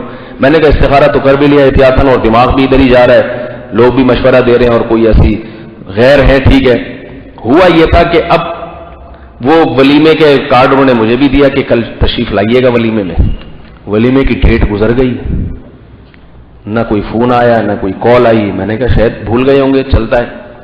اگلے دن آئے کہنے لگے وہ اصل میں شادی ڈیلے ہو گئی ہے تو وہ ہم نے یہی کارڈ پہ ڈیٹ بڑھوا دی ہے. جب ڈیٹ بڑھوائی تو دلہن کا نام بھی چینج. میں نے کہا یار ہم سے کیا چھپانا. ٹھیک ہے ہم سے کیا چھپانا. کہہ رہے واقعی آپ سے تو چھپانا نہیں, دل تو یہ چاہ رہا تھا کہ آپ کو بھی ٹوپی کرا دوں, بات ہی ایسی ہے, لیکن آپ سے بات بیان کروں گا تو بے عزتی نہیں ہوگی. کہہ رہے کسی اور سے تو بیان کروں تو عزت ہی نہیں رہے گی. میں نے کہا کیا ہوا. کہہ رہے یار جب جو بارات والا دن تھا ہال بک ہو گیا, دلہن نے وہاں پہنچنا تھا, تو ہوا یہ ہے کہ جب گئے ہیں ابا اماں دلہن کو گھر سے لینے کے لیے تو دلہن شارٹ, مارکیٹ سے دلہن شارٹ, مہنگی بھی نہیں ہوئی شارٹ ہو گئی, دلہن ہی نہیں مل رہی. واش روم دیکھ لیے, غسل خانے دیکھ لیے, بستر کے نیچے, دلہن کہاں گئی. پتا چلا اپنے آشنا کے ساتھ تھوڑی دیر پہلے فرار ہو گئی ہے, اس کا کہیں چکر چل رہا تھا. سمجھ میں آ رہی ہے بات. کوئی سیٹنگ تھی دلہن کی, وہ اس نے عین اسی دن شادی سے 1-8 گھنٹہ پہلے پتلی گلی سے, اس لیے کہہ رہا ہوں پتلی گلی نہ چھوڑا کرو بھائی گلیوں میں. آئی بھائی یہ سارے نقصانات کہاں کے ہوتے ہیں, پتلی گلی. تبلیغ والے آتے ہیں نا گشت کرنے کے لیے, ادھر سے پتلی گلی سے لوگ نکل کے چلے جاتے. پتلی گلیوں کا رواج ختم ہو جائے گا, چوڑی گلی رہے گی, جس نے بھاگنا ہے وہاں بھاگے گا, وہاں سے پکڑا جائے گا. تو وہ اپنے آشنا کے ساتھ پتلی گلی سے نکل لی, چلو بھائی کر لو. اب وہ یوں یوں بےچارا پرش کہہ رہے یار میری عزت. میں نے کہا شکر کرو تھوڑی سی بے عزتی ہوئی ہے, یہ استخارے کی برکت ہے, کیونکہ اللہ کے علم میں یہ تمہارے لیے بہتر نہیں تھی. اللہ نے عین وقت پہ رکشے کا انتظام کروا کے اس کو بھگوا دیا, نکل لے بھائی یہاں سے, سائڈ سے نکل لے یہاں سے, ٹھیک ہے نا, تاکہ تم عذاب سے بچ جاؤ. تو یہ فائدہ ہوتا ہے کہ کرنا آپ نے وہی ہے جو آپ کی سمجھ میں آ رہا ہے. نہیں ہونا ہوگا تو اللہ خود ہی ہٹا دیں گے اس کو کسی, تو جو بھی ہوگا پھر بہتر ہوگا. تو یہ ہے حساب کتاب. تو خیر میں بات جلدی سے سمیٹتا ہوں. یہ جو موضوع میں نے شروع کیا تھا تو توحید کا ایک آخری سوال رہ گیا توحید کے بارے میں, کہ بھائی اللہ نے جب اختیارات نہیں دیے تو یہ معجزے سمجھ میں آ گئی, یہ بھی نبیوں کو نہیں ہوتے, یہ اللہ کے کام ہوتے ہیں. اللہ نے حضرت موسیٰ علیہ السلام کو کہا لاٹھی پھینکو سانپ بن جائے گی, ورنہ موسیٰ علیہ السلام کو تھوڑی لاٹھی کو سانپ بنانا آتا تھا. تبھی تو اللہ کہہ رہے اس کو دریا پہ مار. اگر موسیٰ علیہ السلام کو خود اختیار ہوتا تو خود مار کے 2 ٹکڑے کر لیتے. وہ تو ہر بار اللہ سے پوچھ رہے ہیں اب کیا کروں. اللہ کہہ رہے ہیں اب یہ لاٹھی کو سمندر پہ مارو, اب ایسا کرو اس لاٹھی کو زمین پہ پھینکو. زمین پہ پھینکا, سانپ بنی, حضرت موسیٰ ڈر کے بھاگنے لگے. فرمایا موسیٰ پکڑ لو, دوبارہ لاٹھی بنا دوں گا. تو یہ سارے کام کون کر رہا ہے, اللہ کر رہے ہیں. اگر وہ حضرت موسیٰ کر رہے ہوتے تو ڈر تھوڑی رہے ہوتے, وہ تو خود دیکھ رہے ہیں یہ ہو کیا رہا ہے میرے ساتھ. تو نبی کا قطعاً کسی بھی قسم کا اختیار نہیں ہوتا معجزے کو ظاہر کرنے میں. اسی طرح کرامت میں بھی ولی کا اختیار نہیں ہوتا. اللہ اپنی طاقت اور قدرت سے کسی بزرگ کے ہاتھ پہ کوئی کام جاری کر دیتے ہیں, اس میں بزرگ کو اختیار نہیں ہوتا, کام اللہ کرتے ہیں. آخری سوال بس اس کا جواب دے کے بیان ختم کرتا ہوں. بعض لوگ کہتے ہیں کہ بھائی اللہ نے تو اختیارات دیے ہوئے ہیں, فرشتے بھی تو بارشیں برساتے ہیں. حالانکہ فرشتے معجزے تھوڑی کرتے ہیں, معجزے تو پیغمبروں اور ولیوں کے ہاتھ پہ, کرامتیں ولیوں کے ہاتھ پہ ظاہر ہوتی ہیں. فرشتہ بارش برسانے کا فرشتہ کوئی اور ہے, اور جناب جو ہے کیا نام ہے بادلوں کو چلانے کا فرشتہ کوئی اور, ہواؤں چلانے کا. تو یہ سارے اختیارات جب بارش برسانے کا اللہ نے فرشتے کو اختیار دیا تو پیغمبر کو کیوں نہیں دیا. یاد رکھو بارش برسانے کا کام اللہ فرشتوں سے لیتے ہیں, اختیار اللہ نے فرشتوں کو نہیں دیا. کام لینے میں اور اختیار میں فرق ہوتا ہے. کسی سے کام لینے سے وہ مزدور بن جاتا ہے, اور یہ پیغمبروں کی شان کے خلاف ہے. اس لیے اللہ پیغمبروں سے بارشیں برسانے یا اولاد دینے کا کام نہیں لیتے, کیونکہ یہ تو مزدوری والا ایک شعبہ ہو گیا نا, نوکروں والا کام ہو گیا. تبھی اللہ یہ کام کس سے لیتے ہیں, فرشتوں سے. اب دونوں میں فرق کیا ہے, ایک مثال سے سمجھیں. جب ہم تحریر لکھتے ہیں تو ہم لکھتے ہیں یا قلم لکھتا ہے, ہم لکھتے ہیں. استعمال کیا چیز کون ہوتا ہے, قلم. اگر قلم خود لکھتا تو ہم قلم سے درخواست کرتے بھائی یہ لکھ, اور قلم بعض دفعہ اپنی مرضی سے گڑبڑ بھی کر دیتا, ہم اس پہ ڈانٹتے. جیسے کسی کاتب سے آپ لکھواتے ہیں, وہ کبھی اپنی طرف سے گڑبڑ بھی کر دیتا ہے. جیسے ایک چھوٹا سا لطیفہ سناؤں تاکہ آپ لوگ جو ہے نا بات بھی سمجھ میں آئے گی اور تھوڑا فریش ہو جائیں گے. بس بیان ختم بھی ہو رہا, تھوڑا سا فریش بھی ہو جائیں گے آپ لوگ. کاتب خود لکھتا ہے, لہذا وہ اپنی طرف سے بعض دفعہ گڑبڑ بھی کر دیتا ہے, جبکہ قلم آپ کی انگلیوں کے درمیان ہوتا ہے. ایک نقطہ بھی اپنی مرضی سے نہیں ڈال سکتا, وہ جدھر گھمائیں گے گھومے گا. یہی وجہ ہے کہ جب لکھوانا ہوتا ہے قلم سے ریکویسٹ نہیں کی جاتی, جس کے ہاتھ میں قلم ہوتا ہے اس سے درخواست کی جاتی ہے. اسی وجہ سے ہم بارش کا مطالبہ فرشتوں سے نہیں کرتے، بلکہ بارش کس سے مانگتے ہیں؟ اللہ سے. کیوں؟ ہمیں بتائیے کچھ بھی نہیں کرے گا، اس کو اختیار ہی نہیں ہے، اس کو تو اللہ نے جہاں گھما دیا وہیں کو گھومے گا. یہ لا یعصون اللہ ما امرہم ویفعلون ما یؤمرون. تو اب کیا ہے کہ جو قلم ہے نا وہ نہیں گڑبڑ کرتا، کاتب کر دیتا ہے. ایک صاحب نے کتاب لکھی، وہ کسی کاتب سے لکھوائی، اور اس سے کاتب کی عادت تھی کہ وہ مصنف کی مرضی کے بغیر کچھ اپنی طرف سے بھی گڑبڑ کر دیتا تھا. بہت لوگ اس سے پریشان تھے، علماء، مفتیان کرام، بزرگان دین، جو بھی لکھواؤ کچھ اپنا تڑکا ضرور لگاتا ہے اس میں. تو ایک دن ایک صاحب کو قرآن لکھوانا تھا، وہ اس کے پاس آئے، کہا کہ بھائی دیکھو یہ اللہ کی کتاب ہے، اس میں اپنی طرف سے نہیں، یہ جو میں نسخہ دے رہا ہوں بالکل اس کے مطابق ایک اور لکھ لو. پہلے تو پریس نہیں ہوتے تھے نا، ہاتھ سے لکھا جاتا تھا. اس میں کچھ نہیں کرنا، اللہ کا واسطہ، یہ میری تصریف نہیں، یہ کس کی کتاب ہے؟ اللہ کی. اس میں کوئی گڑبڑ نہیں کرنا. ان کو عادت تھی کچھ نہ کچھ کریکشن کی، اپنے لحاظ سے تو یہ کریکشن ہی کرتے تھے نا، تھوڑی سی جو ہے نا اس کو تصحیح کر دی اس کی. اس نے جی بڑی محنت سے قرآن لکھا کاتب نے. اصل مولوی صاحب آئے، ہاں بھائی لکھ لیا قرآن؟ ہاں بھائی لکھ لیا. کہا کچھ کریکشن تو نہیں کی اس نے؟ اس میں کہہ رہے بالکل نہیں کی، بس ایک تھوڑی سی کی ہے، وہ بہت ہی غلط تھی اس لیے وہ میں نے صحیح کر دیا، معاذ اللہ، وہ اچھا نہیں لگ رہا تھا، وہ میں نے صحیح کر دیا. کیا بھائی کیا کر دیا؟ کہہ رہے بات یہ ہے کہ ویسے تو پورا وہی ہے جو آپ نے بتایا تھا، کوئی آیت کا اضافہ نہیں، کوئی کمی نہیں، کوئی زبر زیر پیش میں نہیں، کیونکہ اللہ کی کتاب آپ کے، لیکن اتنی مبارک کتاب جو اللہ کا کلام ہے، اللہ کا کلام، اس میں کچھ بڑے بڑے جہنمیوں کے نام آ رہے تھے، فرعون، حامان، قارون، یہ اتنے خطرناک جہنمی، شیطان، ابلیس. تو میں نے کہا کہ آپ کی خوشی کی خاطر وہ نام نکال کے آپ کے ابا اور دادا کا نام ڈال دیا اس میں. جہاں جہاں یہ نام آ رہے تھے نا، ابلیس، شیطان میں آپ کے ابا کا نام ڈال دیا، ابلیس کی جگہ آپ کے چاچا کا نام ڈال دیا. تو جہاں بھی یہ آ رہے تھے وہاں سارے آپ کے ابا دادا. وہ سر پڑ کے بیٹھ گئے اللہ کے بندے، کہہ رہے میں نے آپ کے فائدے کی خاطر کیا، آپ کے فائدے کی خاطر، تاکہ اس مبارک کلام میں شیطان کا نام نہ ہو، آپ کے رشتے داروں کے نام آ جائے. تو دیکھو کاتب نے یہ کیوں کیا؟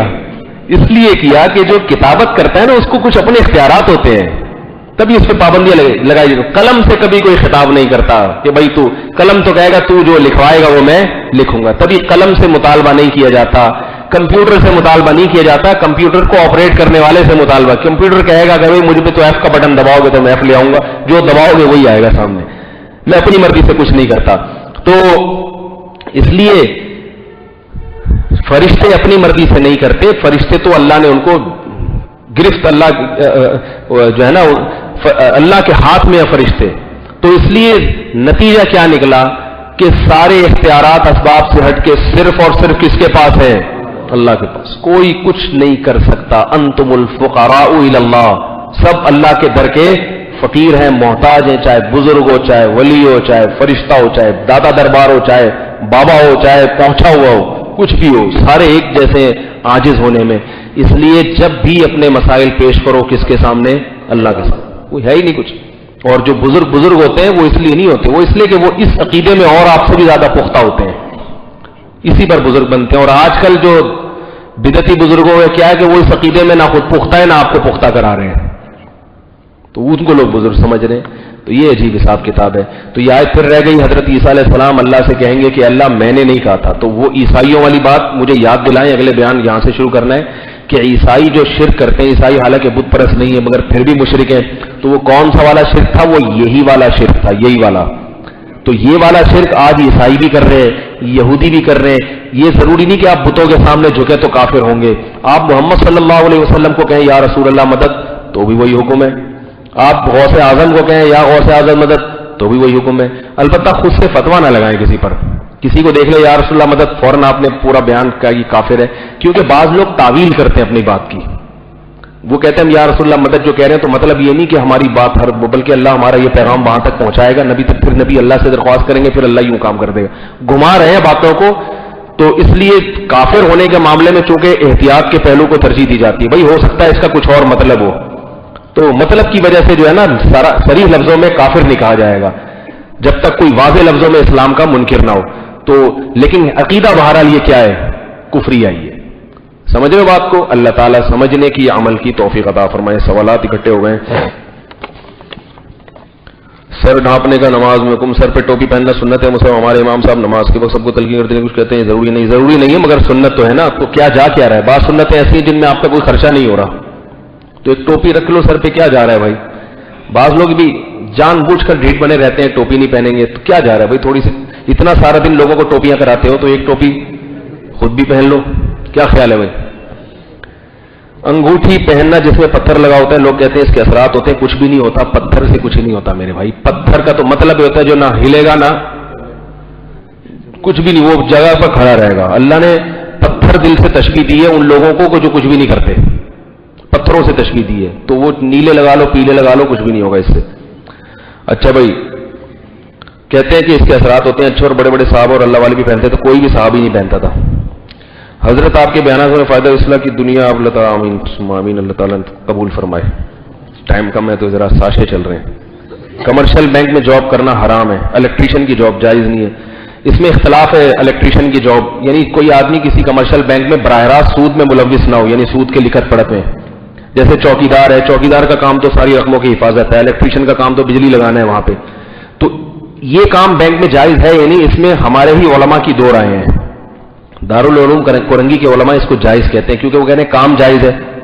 صحیح ہے نا, کیونکہ بجلی تو کہیں بھی لگائی جا سکتی ہے نا, اب اس میں سودی کاروبار تو ان کا ذاتی عمل ہے. اور ہم یہ کہتے ہیں کہ کام جائز ہے, مگر بینک جو آپ کو تنخواہ دے گا وہ اپنی انکم سے دے گا, اور بینک کی انکم کیا ہوتی ہے؟ سود. تو سود سے دے رہا ہے. وہ اس کا جواب دیتے ہیں کہ سود سے دیتا نہیں ہے, کیونکہ وہ تو سب کی رقمیں اکٹھی رکھی ہوئی ہوتی ہیں, انہیں سے نکال کے دے دیتا ہے, خاص سود کی رقمیں الگ نہیں کرتا ہے. ہم اس کو کہتے ہیں کرتا نہیں ہے, لیکن نسبت کس کی طرف کرتا ہے؟ تو اب یہ ٹیکنیکل اختلاف ہو گیا. دونوں علماء ہیں, دونوں طرف بڑے علماء, تو اس لیے کوئی بہت شدید مجبوری ہو کسی کو تو ان حضرات کی رائے پر جنا ان کی رائے کے مطابق عمل کر سکتا ہے, میری رائے کے مطابق نہیں ہے. ٹھیک ہے, ہمارے ہاں جامعۃ الرشید کے علماء کے ہاں یہ جائز نہیں ہے. اب تک کی رپورٹ یہی ہے. چلو بھائی, خواب کی تعبیر کی کیا حقیقت ہے؟ خوابوں کی وہ ہے, کبھی کبھار اچھے بھی آ جاتے ہیں, لیکن آج کل جو آ رہے ہیں نا وہ اتنے اچھے نہیں ہیں لوگوں کو. آج کل پتہ نہیں کیا کیا آ رہا ہے. بازو میں جو نام لوگ کہتے ہیں وہ میری امی مر گئی ہیں, مجھے خواب میں آ رہی ہے. میں کہتا ہوں بھائی امی ہے تو خواب میں تو آئیں گی, وہ نہیں آ رہی تو پھر حیران, کیونکہ جس کے ساتھ زندگی اتنی گزاری وہ مرنے کے بعد بھی آتا ہے کہ نہیں آتا؟ تو مردہ خواب میں آنا یہ ہے, اس کی تعبیر پوچھنے کی ضرورت نہیں آ رہا تو پھر حیران ہو, 20 سال ہو گئے کبھی کو خواب میں ہی نہیں آئے. تو میرے تو یہ جواب ہوتے ہیں. کل کسی خاتون کا فون آیا, میرے ابا مجھے 3 دفعہ خواب میں آ چکے ہیں, مردے ہیں, حالانکہ دنیا سے چلے گئے 3 دفعہ. میں نے کہا میرے ابا مجھے الحمدللہ 300 دفعہ آ چکے ہیں, مگر میں نے آج تک کسی کو نہیں بتایا. تو ایسے آپ کو 3 دفعہ آ گئے تو کیا ہو گیا؟ وہ حیران ہوتے ہیں, ہم نے تو اتنی امیدیں لے کے انٹرنیٹ سے نمبر تلاش کیا تھا, کہاں کہاں سے گھوم کے اب ملا ہے, اور ایسے خوش ہوتے ہیں آپ واقعی مفتی طارق مسعود صاحب بات کر رہے ہیں. کہتے ہیں جی یقین نہیں آ رہا, کوئی اور تو نہیں ہے, ایڈمن تو نہیں ہے, آواز وہ نہیں لگ رہی جو بیان میں ہے, وہ ایسے اتنا یقین آ کے پھر کہتے ہیں حضرت ایک خواب کی تعبیر. بھائی خوابوں کی تعبیر میں نہیں بتاتا, پلیز کر کے پھر پوچھا تو یہ جواب ملا, 3 دفعہ ہیں, ہم 300 دفعہ ہیں. ٹھیک ہے, عقیدت کرنی ہے کرو, نہیں کرنی جاؤ. بازو میں جو نام کندواتے ہیں لکھواتے ہیں جائز نہیں ہے بھائی. توبہ کر لیے تو بس توبہ کر لی, اللہ قبول کرے گا. اب اس کی فیلنگ تو نہیں ہو سکتی, نہ کھال کہاں سے ڈلوائیں گے گوشت لا کے اس میں, بس ختم. ڈاکٹر ذاکر نائک کے بہت مسئلے وہ بذات خود ثابت کرتے ہیں قرآن حدیث سے, علماء سے سنا ہے کہ وہ فتنہ ہے. ڈاکٹر ذاکر نائک کو بالکل ملحد فتنہ کہنا بھی درست نہیں ہے, اور بالکل برحق کہنا بھی درست نہیں ہے. ڈاکٹر ذاکر نائک مناظرے کے علم میں بہت بڑی امت کی ایک رحمت ہے, ٹھیک ہے نا, مفتی نہیں ہے. تو مفتی مسائل ان سے نہ پوچھا کرو, مسائل مفتیان کرام سے پوچھا کرو. لیکن یہ نہیں کہ اگر وہ غلط مسئلہ بیان کرتے تو باقی صحیح باتیں بھی ان کی غلط ہیں, تو باقی صحیح باتیں تو صحیح مانو نا میرے بھائی. ہماری قوم جب کسی کی مخالفت کرتی ہے تو وہ اعتدال سے تجاوز. ہزاروں لاکھوں لوگ ہیں جو اسلام قبول کر چکے ہیں ڈاکٹر ذاکر نائک کی دعوت پر. کتنی ہندو لڑکیاں ہیں, کتنے ہندو مرد ہیں, کتنے غیر مسلم ہیں, سینکڑوں پادری ہیں جنہوں نے اسلام قبول کیا. تو اس بیچارے کو اتنا تو عزت دو نا کہ تمہارے ہاتھ پہ اللہ نے اتنے لوگوں کو مسلمان کیا ہے. اب 1-2 غلطیاں اگر ہو رہی ہیں, مسائل غلط, بولے بھائی یہ مسائل نہ پوچھا کرو, مسئلے غلط بتا دیتے ہیں بیچارے. تو اس لیے کہ مفتی نہیں ہے تو مسائل کے لیے مفتیان کرام سے رابطہ کرو بھائی. مفتی صاحب والدہ غلطی ہونے کے باوجود اگر اپنے بیٹے سے بہو کو طلاق دینے کا کہتی ہے تو شریعت میں نہیں، اگر بہو کا قصور نہیں ہے پھر طلاق نہیں دینی چاہیے۔